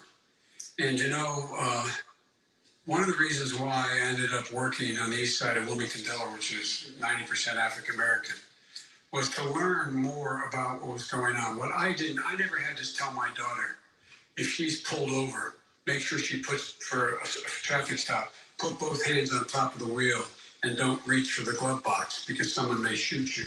But a Black parent, no matter how wealthy or how poor they are, has to teach their child, when you're walking down the street, don't have a hoodie on when you go across the street, making sure that you, in fact, if you get pulled over, just yes sir, no sir, hands on top of the wheel, because you are, in fact, the victim, whether you're a person making $300,000 a year person, or someone who's on food stamps. The fact of the matter is, there is institutional racism in America. And we have always said, we've never lived up to it, that we hold these truths to be self-evident. All men and women are created equal. Well, guess what? We have never, ever lived up to it, but we've always constantly been moving the needle further and further to inclusion, not exclusion. This is the first president to come along and says, that's the end of that. We're not going to do that anymore. We have to provide for economic opportunity, better education, better health care, better access to schooling, better access to opportunity to borrow money to start businesses. All the things we can do, and I've laid out a clear plan as to how to do those things, just to give people a shot. It's about accumulating the ability to have wealth as well as it is to be free from violence. President Trump, same question to you, and let me remind you of the question. I would like you to speak directly to these families. Do you understand why these parents fear for their children? Yes, I do. And again, he's been in government 47 years. He never did a thing except in 1994 when he did such harm to the Black community. And they were called, and he called them super predators. And he said that. He said it's super predators. And they kept never lived that down. 1994, your crime bill, the super predators. Nobody has done more for the Black community than Donald Trump. And if you look, with the exception of Abraham Lincoln, possible exception, but the exception of Abraham Lincoln, nobody has done what I've done. Criminal justice reform. Obama and Joe didn't do it. Okay. I don't even think they tried because they had no chance at doing it. Oh. They might have wanted to do it, but if you had to see the arms I had to twist to get that done, it was not a pretty picture. And everybody knows it, including some very liberal people that cried in my office. They cried in the Oval Office. 2 weeks later, they're out saying, gee, we have to defeat him. Criminal justice reform, prison reform, opportunity zones with Tim Scott, a great senator from. Uh-oh, 1 second. Talk about it. Tremendous investment is being made. Biggest beneficiary, the Black and Hispanic communities, and then historically Black colleges and universities. After 3 years of coming to the office, I love some of those guys. They were great. They came into the office and they said, I said, what are you doing? After 3 years, I said, why do you keep coming back? Because we have no funding. I said, you don't have to come back every year. We have to come back because President Obama would never give them long-term funding. And I did. 10-year long-term funding, and I gave them more money than they asked for because they said, I think you need more. And I said, the only bad part about this is I may never see you again because I got very friendly with them, and they like me and I like them. But I saved it. Colleges and universities. Okay, and we're going to talk about both of your records. But No, your you response didn't. to That's a that, whole My lot. response to that is I never, ever said what he accused me of saying. The fact of the matter is, in 2000 now, after the crime bill had been in the law for a while, this is a guy who said, the problem with the crime bill, there's not enough people in jail. There's not enough people in jail. And go on my website, get the quote, the date when he said it. Not enough people. He talked about marauding gangs, young gangs, and the people who are going to maraud our cities. This is a guy who in the Central Park five innocent Black kids, he continued to push for making sure that they got the death penalty. Thank you, he did. None of them were guilty of the crimes they were suggested. Look, and talk about granted, he did in fact let 20 people, he commuted 20 people sentences. We commuted over 1,000 people sentences. Over 1,000. The very law he's talking about is a law that, in fact, initiated by Barack Obama. And secondly, we're in a situation here where the federal prison system was reduced by 38,000 people under our administration. Mm-hmm. And one of these things we should be doing, there should be no minimum mandatories in the law. That's why I'm offering $20 billion to states to change their state laws to eliminate minimum mandatories and set up drug courts. No one should be going to jail because they have a drug problem. They should be going to rehabilitation, not to jail. We should fundamentally change the system, and that's what I'm going to do. But why didn't he do it 4 years ago? Why didn't you do that 4 years ago, even less than that? Why didn't you? You're vice president. You keep talking about all these things you're going to do, and you're going to do this. But you were there just a short time ago, and you guys did nothing. We did. You know, Joe, I ran because of you. I ran because of Barack Obama, because you did a poor job. If I thought you did a good job, I would have never run.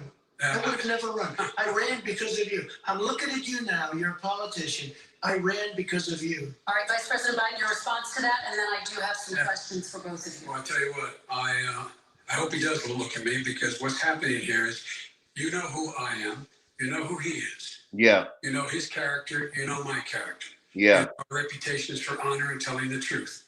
Yeah. I am anxious to have this race. I am anxious to see this take place.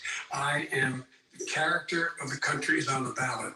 Our character is on the ballot. Look at us closely. Let me ask them follow-up. Please respond. Yeah. We're going to have Stuff follow-up is true about Russia, Ukraine, China, other countries, Iraq. If this is true, then he's a corrupt politician. Right. So don't give me the stuff about how you're this innocent baby. What? No, they're calling you a corrupt politician. Nobody's President Trump, I want to stay on the issue of race. We're talking about the issue. Right, we're talking about race. We're talking about race right now, and I do want to stay on the issue of race. Come on! I have to respond to that. Please. Because look, Very there are 50 former national intelligence folks who said that what he's accusing me of is a Russian plan. They have said that this has all the five former heads of the CIA, both parties, say what he's saying is a bunch of garbage. Yeah. Nobody believes it except his and his good friend Rudy Giuliani. You mean the laptop is now another Russia hoax? That's exactly what. This is where he's going. The laptop is Russia. But we do want to get back to race. Stay on the issue of race. Thank you. Race. We can talk about race. We're going to continue on the issue of race. Mr. Yeah, we can President, talk about you race. described the Black Lives Matter movement as a symbol of hate. You've shared a video of a man chanting white power to millions of your supporters. Pretty You've right. said that Black professional athletes exercising their First Amendment rights should be fired. What do you say to Americans who say that kind of language from a president is contributing to a climate of hate and racial strife? Well, you understand, the first time I ever heard of Black Lives Matter, they were chanting pigs in a blanket, talking about police. Pigs, talking about our police. Pigs in a blanket, fry them like bacon. I said, that's a horrible thing. And they were marching down the street. And that was my first glimpse of Black Lives Matter. I thought it was a terrible thing. As far as my relationships with all people, I think I have great relationships with all people. I am the least racist person in this room. What do you say to Americans who are concerned by that rhetoric? I don't know. I mean, I don't know what to say. I got criminal justice reform done and prison reform and opportunity zones. I took care of Black colleges and universities. I don't know what to say. They can say anything. I mean, they can say anything.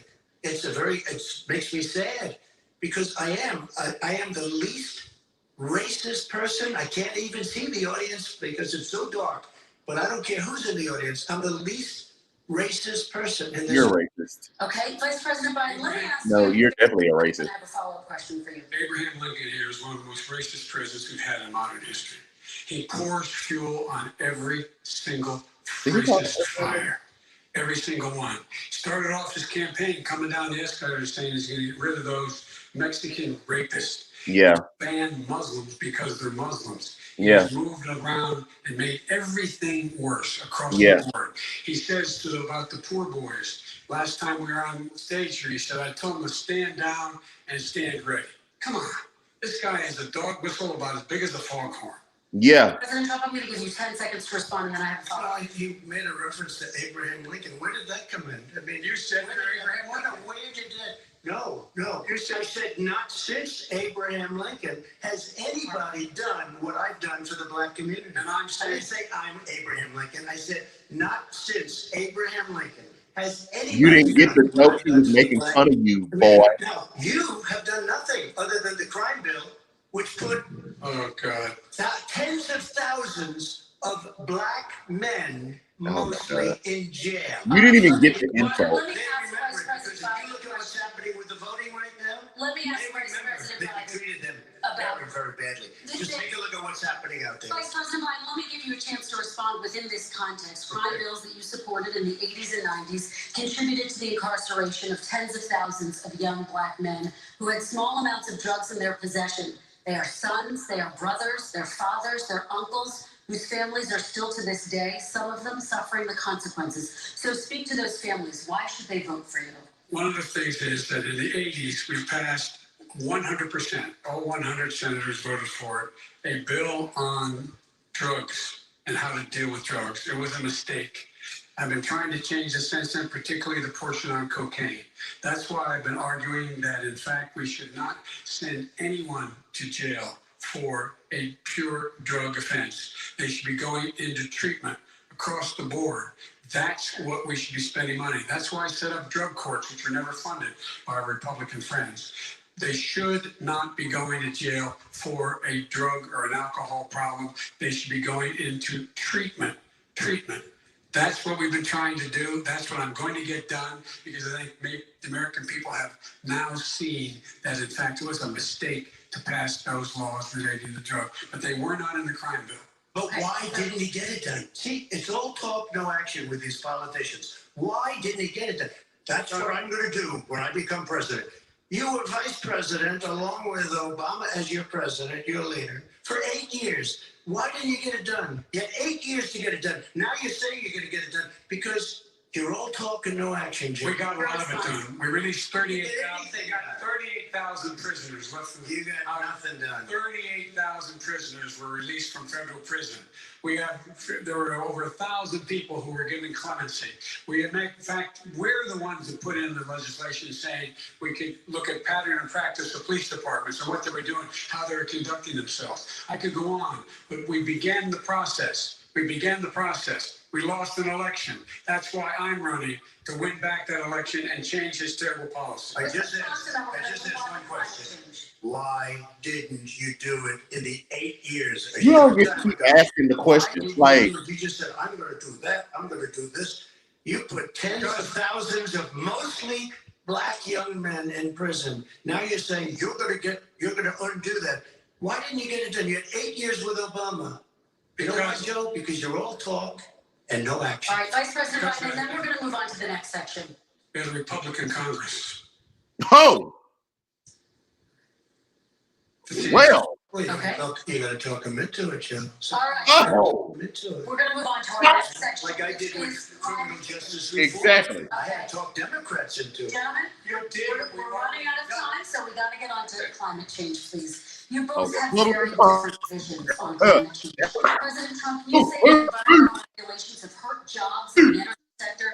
Vice President Biden, you have said you see addressing climate change as an opportunity to create new jobs. For each of you, how would you both combat climate change and support job growth at the same time? Starting with you, President Trump, you have 2 minutes uninterrupted.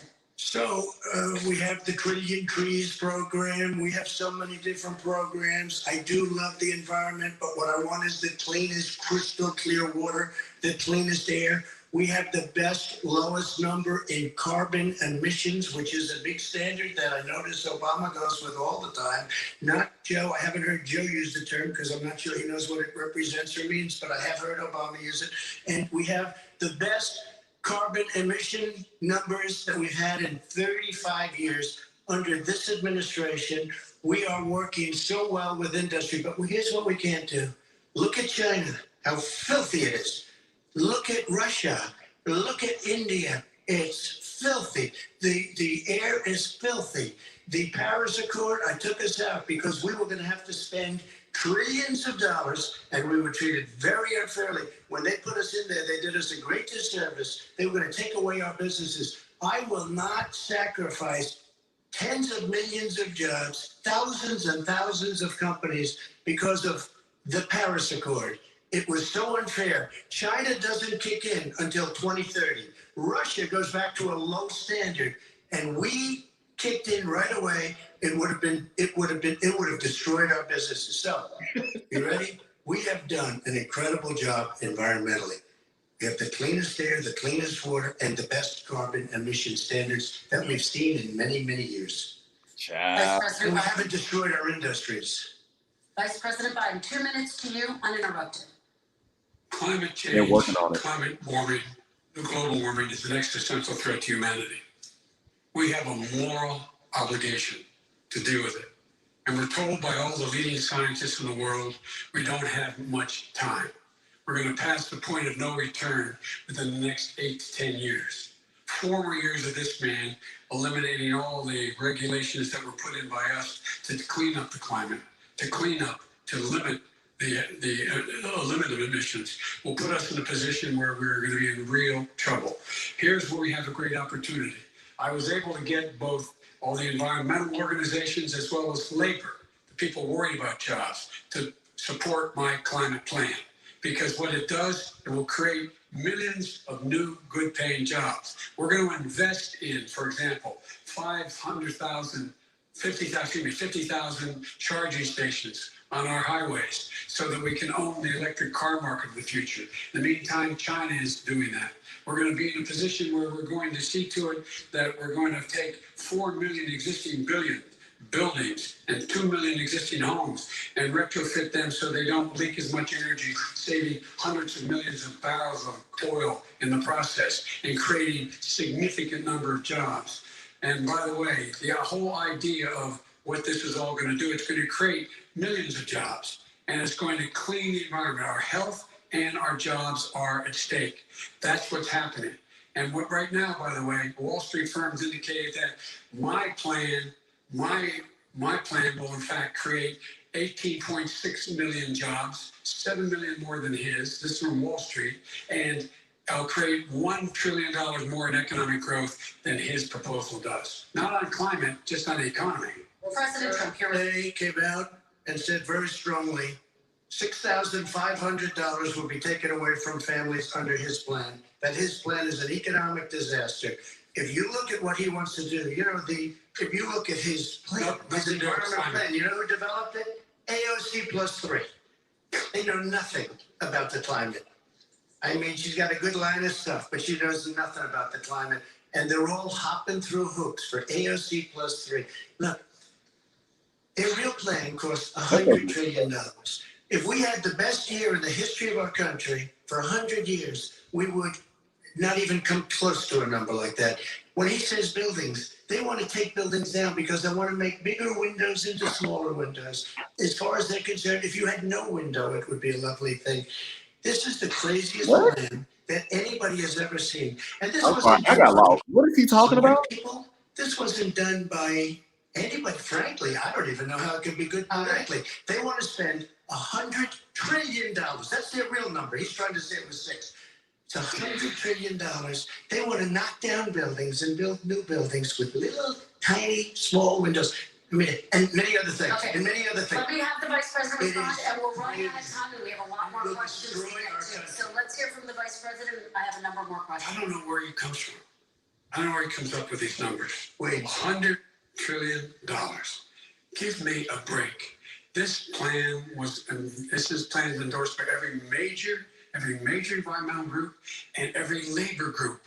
Labor, because they know the future lies. The future lies in us being able to breathe, and they know there are good jobs in getting us there. And by the way, the fastest growing industry in America is solar energy and wind. He thinks wind causes cancer, windmills. It's the fastest growing jobs. You say that. Good prevailing wages, $45, $50 an hour. We can grow and we can be cleaner if we go the route I'm proposing. President Trump, Excuse me. please respond, and then I have We are follow-up. energy independent for the first time.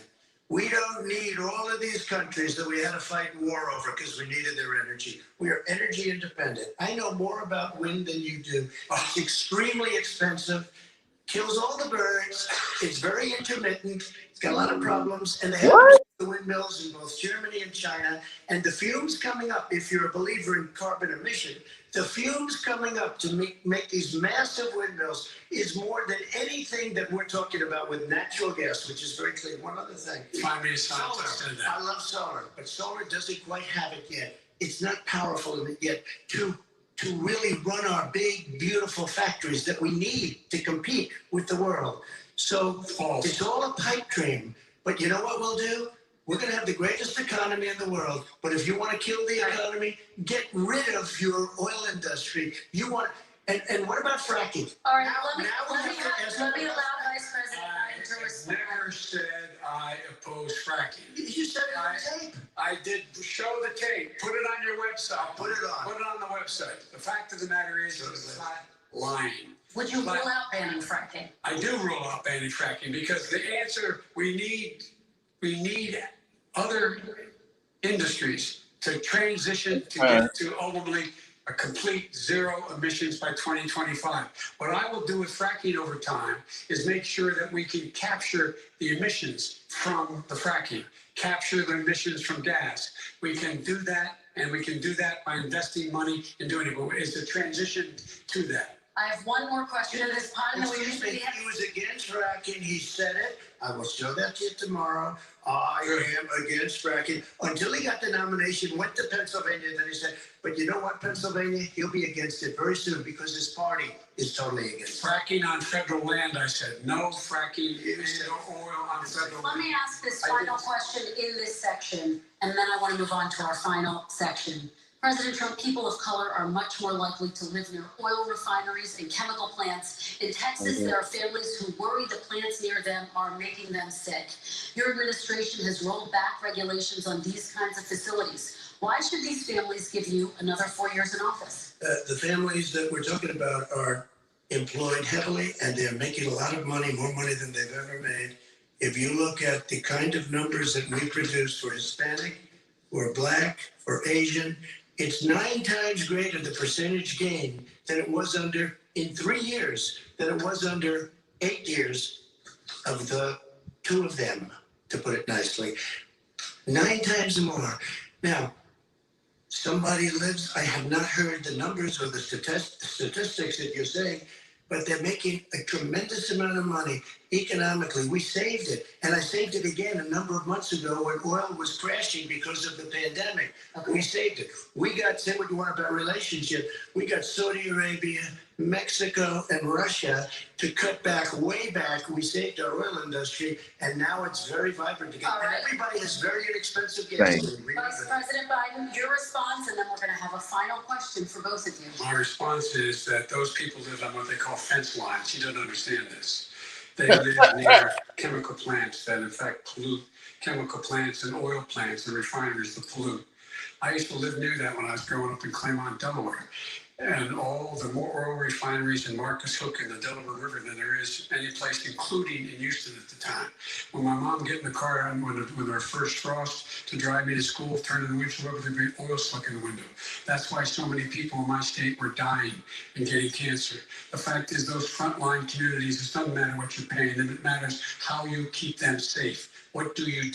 And you impose restrictions on the pollutants coming out of those fence line communities. Okay, I have one final Would you question. close down the oil It industry? falls. Would you close down the By the way, I would transition from the oil industry, yes. Oh, I would that's a big transition. statement. It is a big statement That's a big because statement. I would stop Why would you do that? because the oil industry pollutes significantly. I see. Here's the deal, but That's you a can't big do that. statement. Well, if you let me finish the statement, because it has to be replaced by renewable energy over time. And I stopped giving to the oil industry, I stopped giving them federal subsidies. You won't give federal subsidies to the gas, to solar and wind. Yeah. Why are we giving it to the oil industry? We actually do All right. to solar and wind. We have That's one maybe the final biggest question. statement in terms of business. That's the biggest statement. Okay. Because We have basically one what you're final saying question, is he's going to President. destroy the oil industry. Okay. Will you remember that Texas? Will you Okay. remember that Pennsylvania, Oklahoma? Vice President Biden, let me give you 10 seconds to respond, and then I have to get to the final question. Vice President Biden. It takes everything out of context, but the point is, look, we have to move toward a net zero emissions. Yeah, The first place to do that by the year 2035 is in energy production, by 2050 totally. All right. One Is he final gonna get question. China to do it? No, we're finished with Is this. he We going have to to get move on China to to our do it? final question. We have to I'm move on going to to our final rejoin Paris question. Accord and make China abide by what they agreed Stop to. answering his questions, Joe. Stop answering his questions. And this first question does go to you, President Trump. Imagine this is your inauguration day. What will you say in your address to Americans who did not vote for you? You'll each have 1 minute, starting with you, Mr. We have to make a country totally successful as it was prior to the plague coming in from China. Now we're rebuilding it and we're doing record numbers, 11.4 million jobs in a short period of time, etc. But I will tell you, go back. Before the plague came in, just before, I was getting calls from people that were not normally people that would call me. They wanted to get together. We had the best Black unemployment numbers in the history of our country. Hispanic, women, Asian, people with diplomas, with no diplomas, MIT graduates, #1 in the class. Everybody had the best numbers. And you know what? The other side wanted to get together. They wanted to unify. Success is going to bring us together. We are on the road to success, but I'm cutting taxes, and he wants to raise everybody's taxes, and he wants to put new regulations on everything. He will kill it. If he gets in, you will have a depression, the likes of which you've never seen. Your 401ks will go to hell, and it'll be a very, very sad day for this country. All right? You want to Vice scare me President with Biden, voting same for you? question to you. No. What will you say during your inaugural address to Americans who did not vote for you? I Which would say question? I'm an American president. I represent all of you, whether you voted for me or against me. Mhm. And I'm going to make sure that you're represented. I'm going to give you hope. We're going to move. We're going to choose science over fiction. We're going to choose hope over fear. We're going to choose to move forward because we have enormous opportunities to make things better. We can grow this economy. We can deal with the systemic racism. And at the same time, we can make sure that our economy is being run and moved and motivated by clean energy, creating millions of new jobs. And that's the fact. That's what we're going to do. And I'm going to say, as I said in the beginning, what is on the ballot here is the character of this country: decency, honor, respect, treating people with dignity, making sure that everyone has an even chance. And I'm going to make sure you get that. You haven't been getting it the last 4 years. All right. I want to thank you both for a very robust hour and a half, a fantastic debate. Really appreciate it. President Trump, former Vice President Joe Biden, thank you to Belmont University for hosting us tonight. And most importantly, thank you to those watching tonight. Election Day is November 3rd. Don't forget to vote. Thank you, everyone, and have a great night. Okay, people. Okay. Look, 1 second. We finna get into post-debate.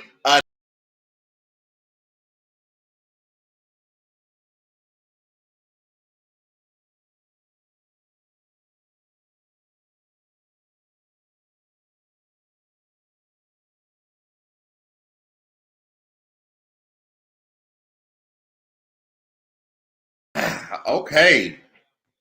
Okay. Hold on, let me cut the phone off here. That was a lot, huh? That was a lot. That was a lot.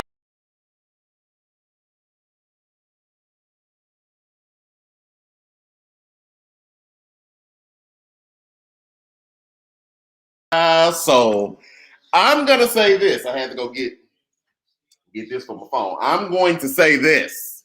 Okay. I appreciate that this debate was a little more civil.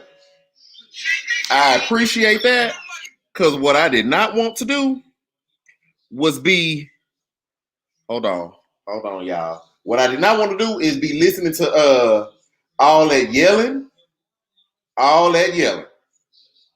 And we did that. So I thought the moderator was great.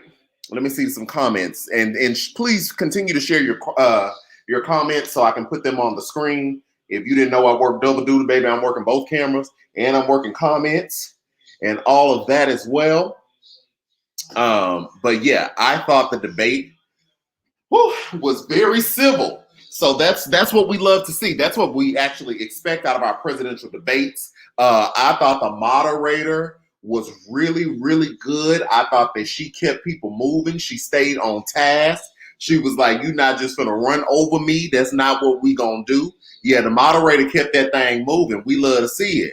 We definitely love to see it. I thought that Joe Biden had some good points. Obviously, for me, Joe Biden had a lot more good points. Baby, I do need an assistant here. Come on through, Ashley. I do need an assistant.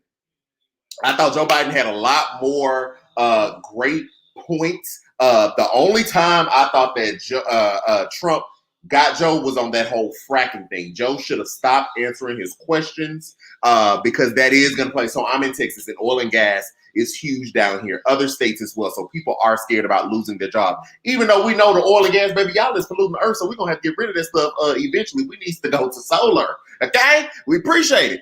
Other than that, Joe Biden was in that thing. Like I'm rough and tough with my Afro puff. If you don't get the reference, I'm sorry, I don't know. Yeah, Joe took the bait on fracking, but other than that, he did a great job.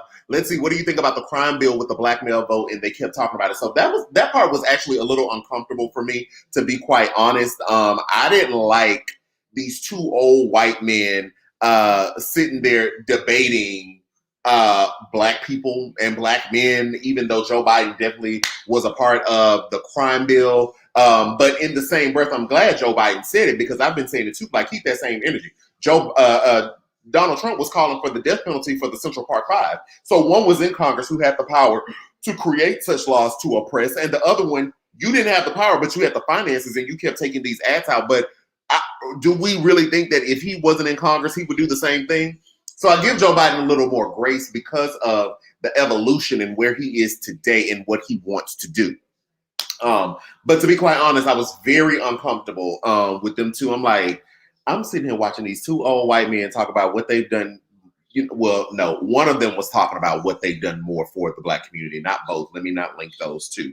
But the conversation was kind of uncomfortable, just seeing two white men go head to head on it and argue in such a way. I will want to say Trump has not done more for African Americans ever since Abraham Lincoln, and he keeps saying that's debatable. And I've seen him in other interviews, even with a Black Fox News host, where he was like, some people say, did Abraham Lincoln do the right thing or not? And I'm paraphrasing, I guess insinuating was slavery the move or not. Like, somebody really should revisit that and unpack that. I thought the Republican comment was great. The Republican comment that Joe Biden hit him with when he was like, Trump was like, well, why didn't you do anything on this, racial injustice and all this other stuff and pass these laws? And he was like, we had a Republican Congress.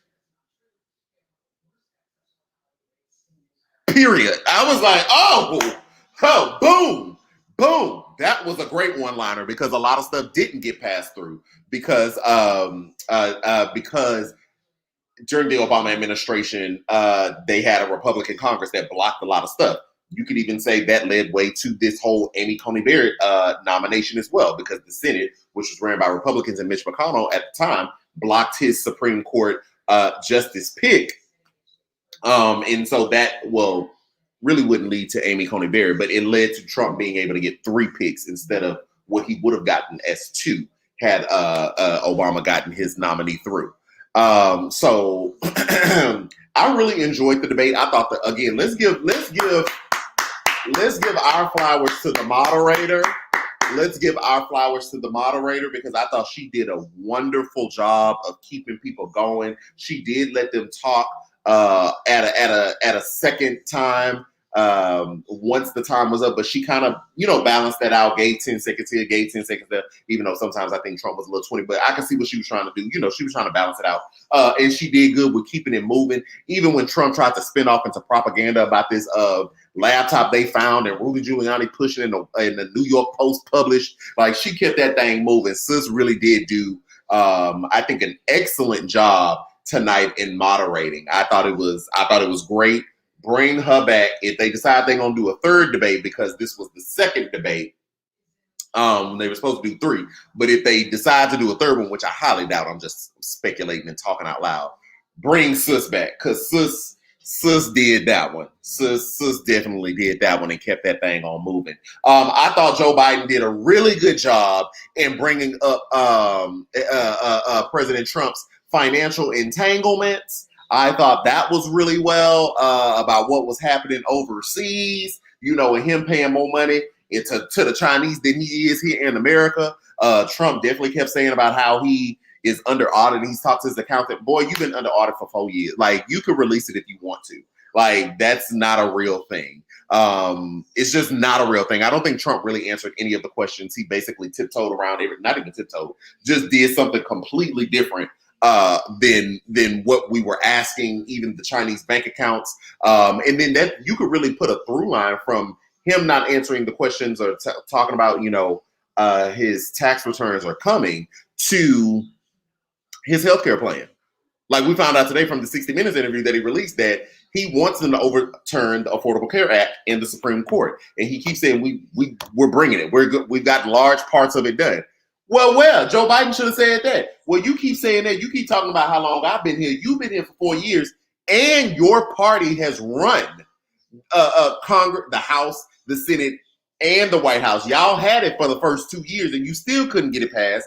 Shout out to the late John McCain, who famously thumbs down that thing and sunk their attempt to cancel health care for millions of people. But you had an opportunity as well, and you had all 3 branches.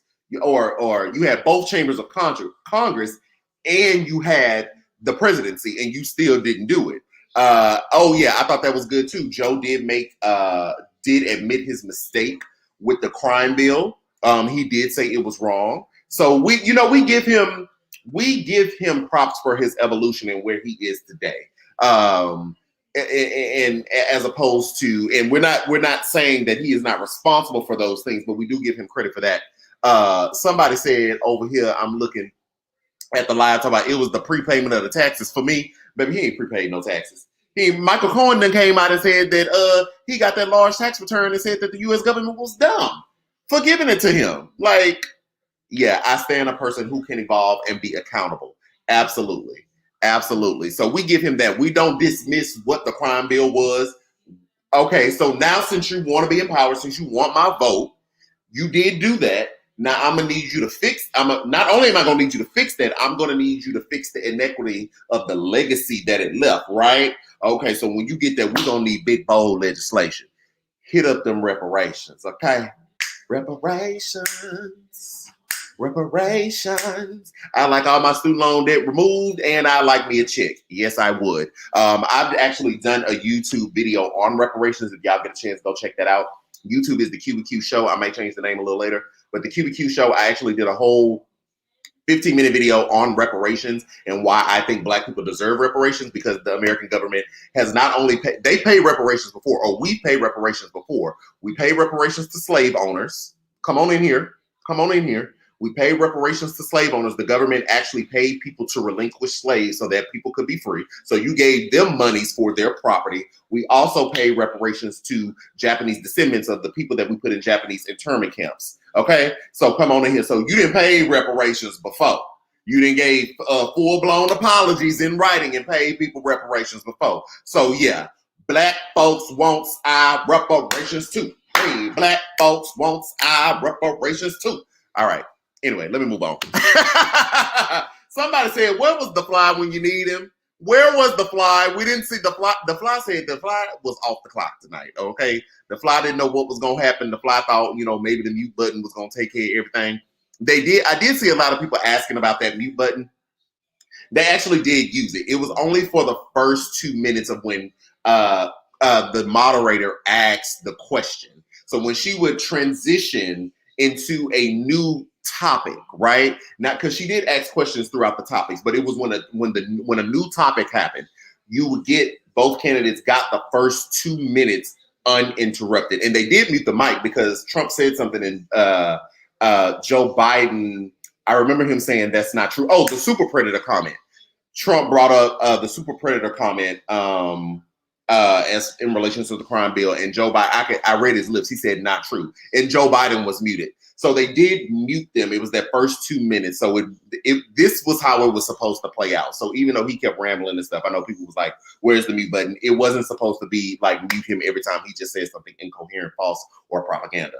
It was supposed to be that first two minutes. What else? Y'all, what else y'all saw that I'm missing? We talked about the healthcare. We talked about well, I brought up reparations. They ain't talking about reparations. We talked about the fracking. I'm trying to think. What else? Let me see. Let me look at some comments.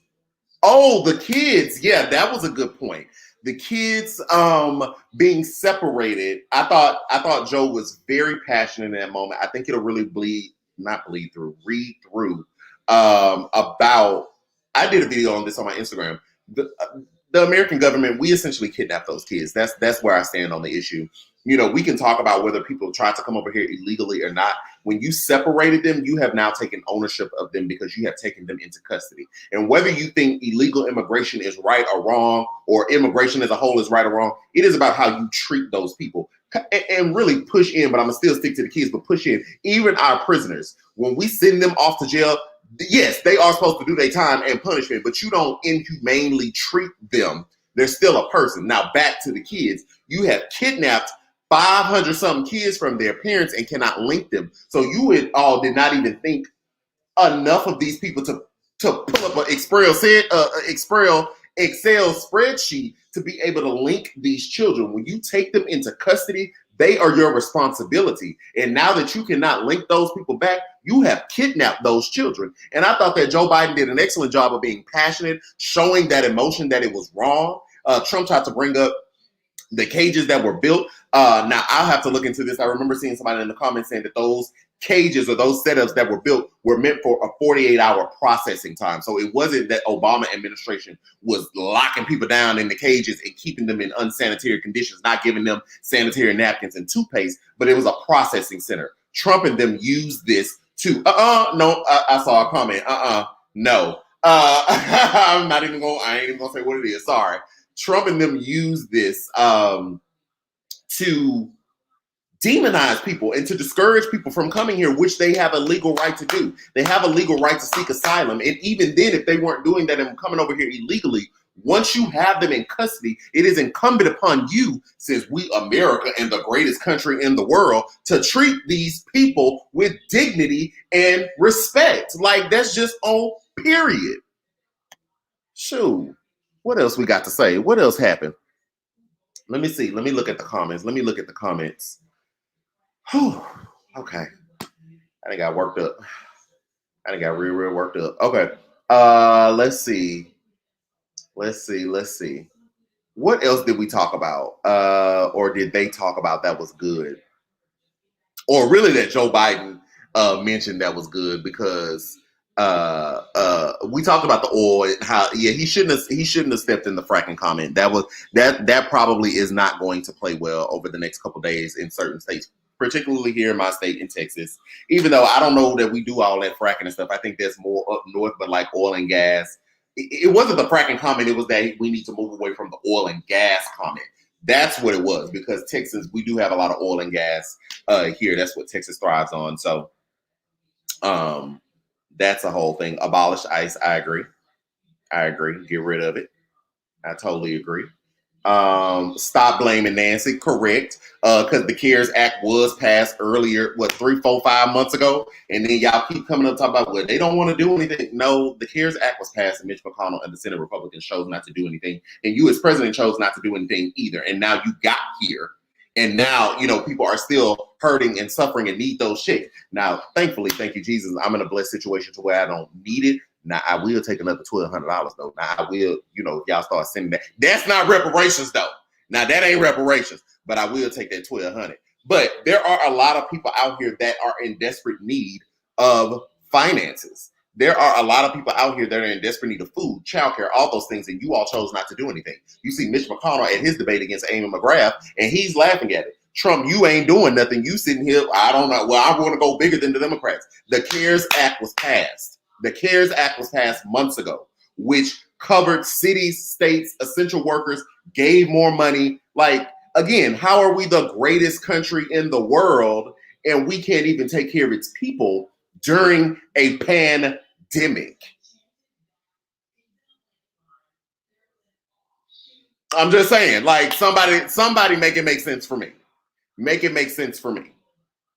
So, also, I thought Joe Biden should have pressed in on the Black Lives Matter comment when they talked about that. Trump said, the first thing he heard from Black Lives Matter was them chanting down the street, fry them up, pigs in the blanket, whatever that is. I don't know that that's necessarily true, but let's say that was true. Where are you today? Again, the evolution of everything. Just like, and I think that's a character flaw, Trump. He gets so stuck in the beginning of something. So if they said that was wrong, but where's the movement today? What are we doing today? Just like coronavirus, you keep getting stuck on Tony Fauci said don't wear masks. Tony Fauci said that in the beginning before you knew more. More information has come about. So now our consciousness or our level of thinking about things and how we move through them has developed and evolved. So where are you today on Black Lives Matter? Where are you today on coronavirus? Why are you still talking about things that happened in the beginning when we now have more information to help us with that original train of thought? Somebody needs to point that out. Joe Biden could bring me in the debate. Bring not the actual debate, because I'm not running for no office. Bring me in debate prep. Let me get the people together. But Joe did a great night. Somebody said, "Oh, it's running wrong." Oh, I thought that was it. I don't know. So, whew, child, let me breathe. Let me breathe. Let me catch my breath, because I'll be going on and on. What else were some things that you all saw while I'm taking my breath? What were some things that you saw? Whew. Breathe again. Breathe again.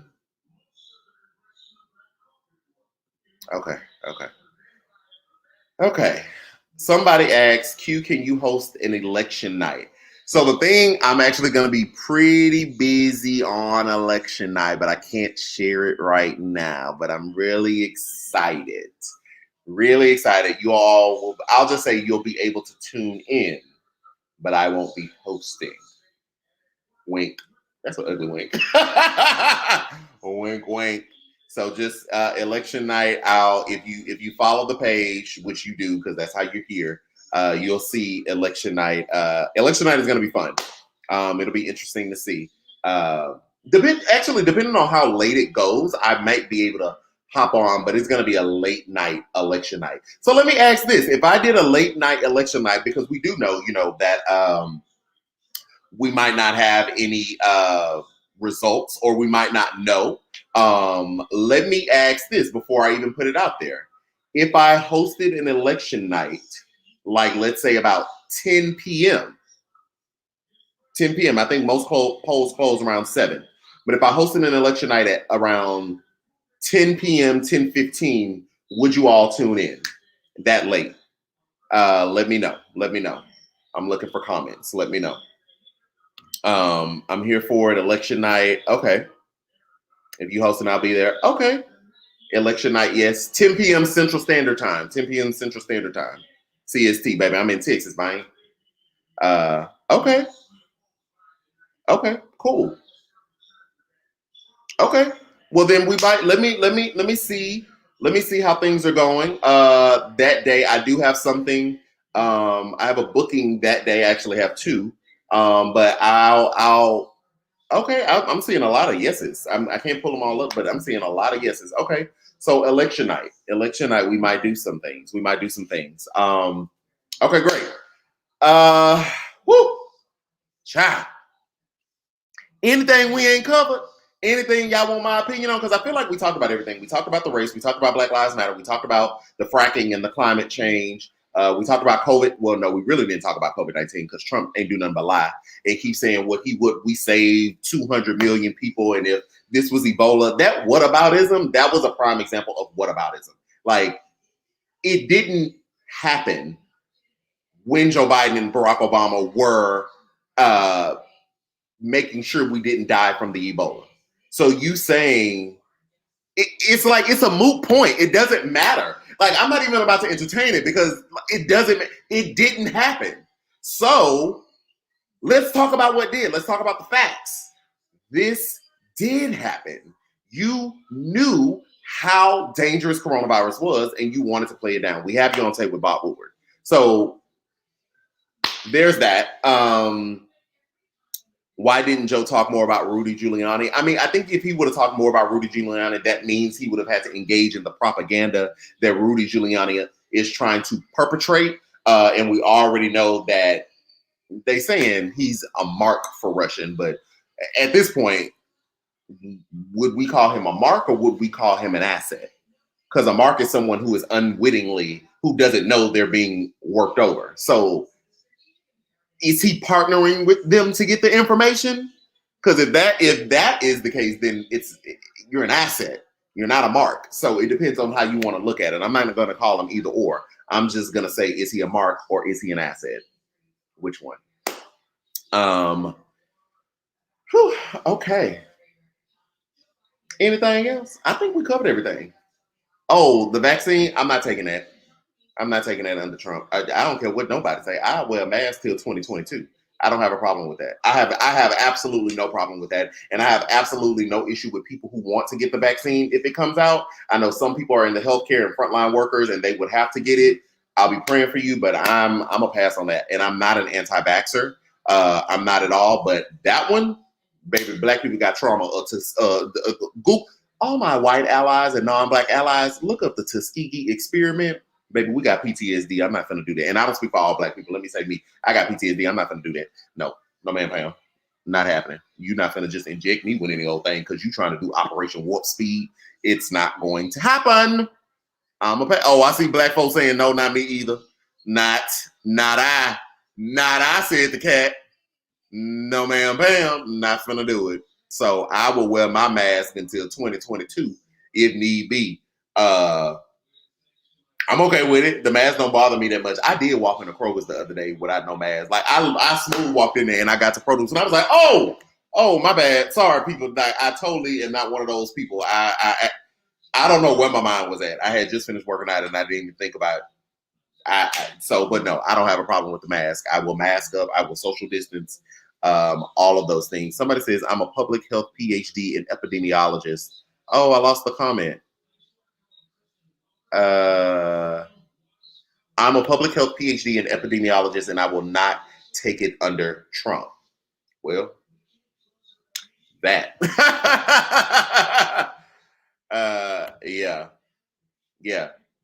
Yeah. Oh, I'm sorry. To be clear, not the Tuskegee experiment, not the airmen. Look up the Tuskegee experiment. It was an experiment done on Black people.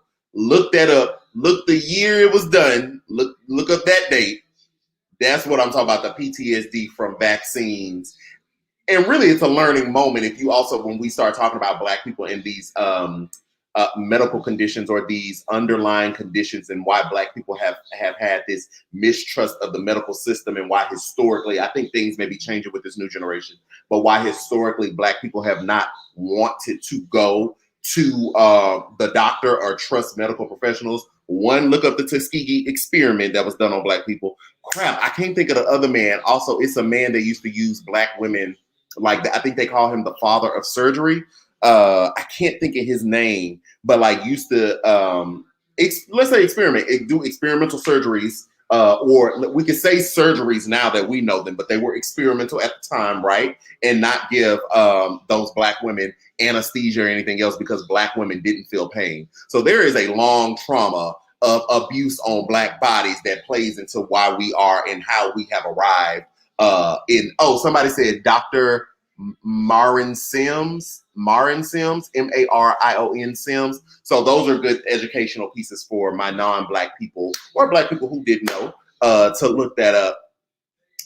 He's the father of gynecology. He mutilated and murdered Black women and babies. Yeah. So look that up. Yeah. So we have a long systemic history of that. So that plays into culturally why we have so many people that, well, why don't y'all go to the hospital? Outside of the fact that there were no funding in our communities for good hospitals and doctors like that.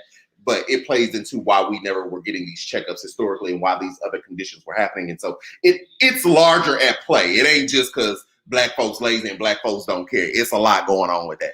Baby, I done got all the way off topic. We were supposed to be talking about the people debating the Joe Biden and the Trump, and we done got all the way down to health disparities and why Black folks don't trust the medical institutions. That's just how it happens sometimes. Okay, y'all. I think that's it. I think we covered all the topics. I appreciate you all. If y'all want to, since y'all say y'all want to do the minimum wage, we didn't discuss that. That is a good topic. I don't feel like they really stayed on it long enough. I'm gonna answer this question too. But the minimum wage definitely. So there were some truths on both sides. Minimum wage being $15, it does look different from everybody else. So, right, if I'm on minimum wage in Texas, it does look different from minimum wage in New York at $15. So Trump had a point to that. I give. It wasn't like it was credit. He had a point that $15, and I don't think he's saying it for the reason that I'm saying it, but it was still a point nonetheless. That $15 does look differently for everyone, but the minimum wage definitely should be raised. Somebody said, how do you prepay taxes? So that is a real thing. It's just, I believe Trump is lying. So if you are a business owner, so anybody that works a job, your taxes get taken out of your check when you get your check. But if you are a business owner, you do pay estimated taxes every quarter. So every 3 months or so, you're supposed to be paying these estimated taxes on, is it gross or net profit? I think it's net profit. You pay taxes on the net profit, on what you make after all of your expenses. So that's what he meant by prepaying, but he lying. I don't trust that. I don't trust that he prepaid all of that. I believe that he was trying to game the system and really did pay that $750 in taxes. So that is how you prepay taxes. That is a thing.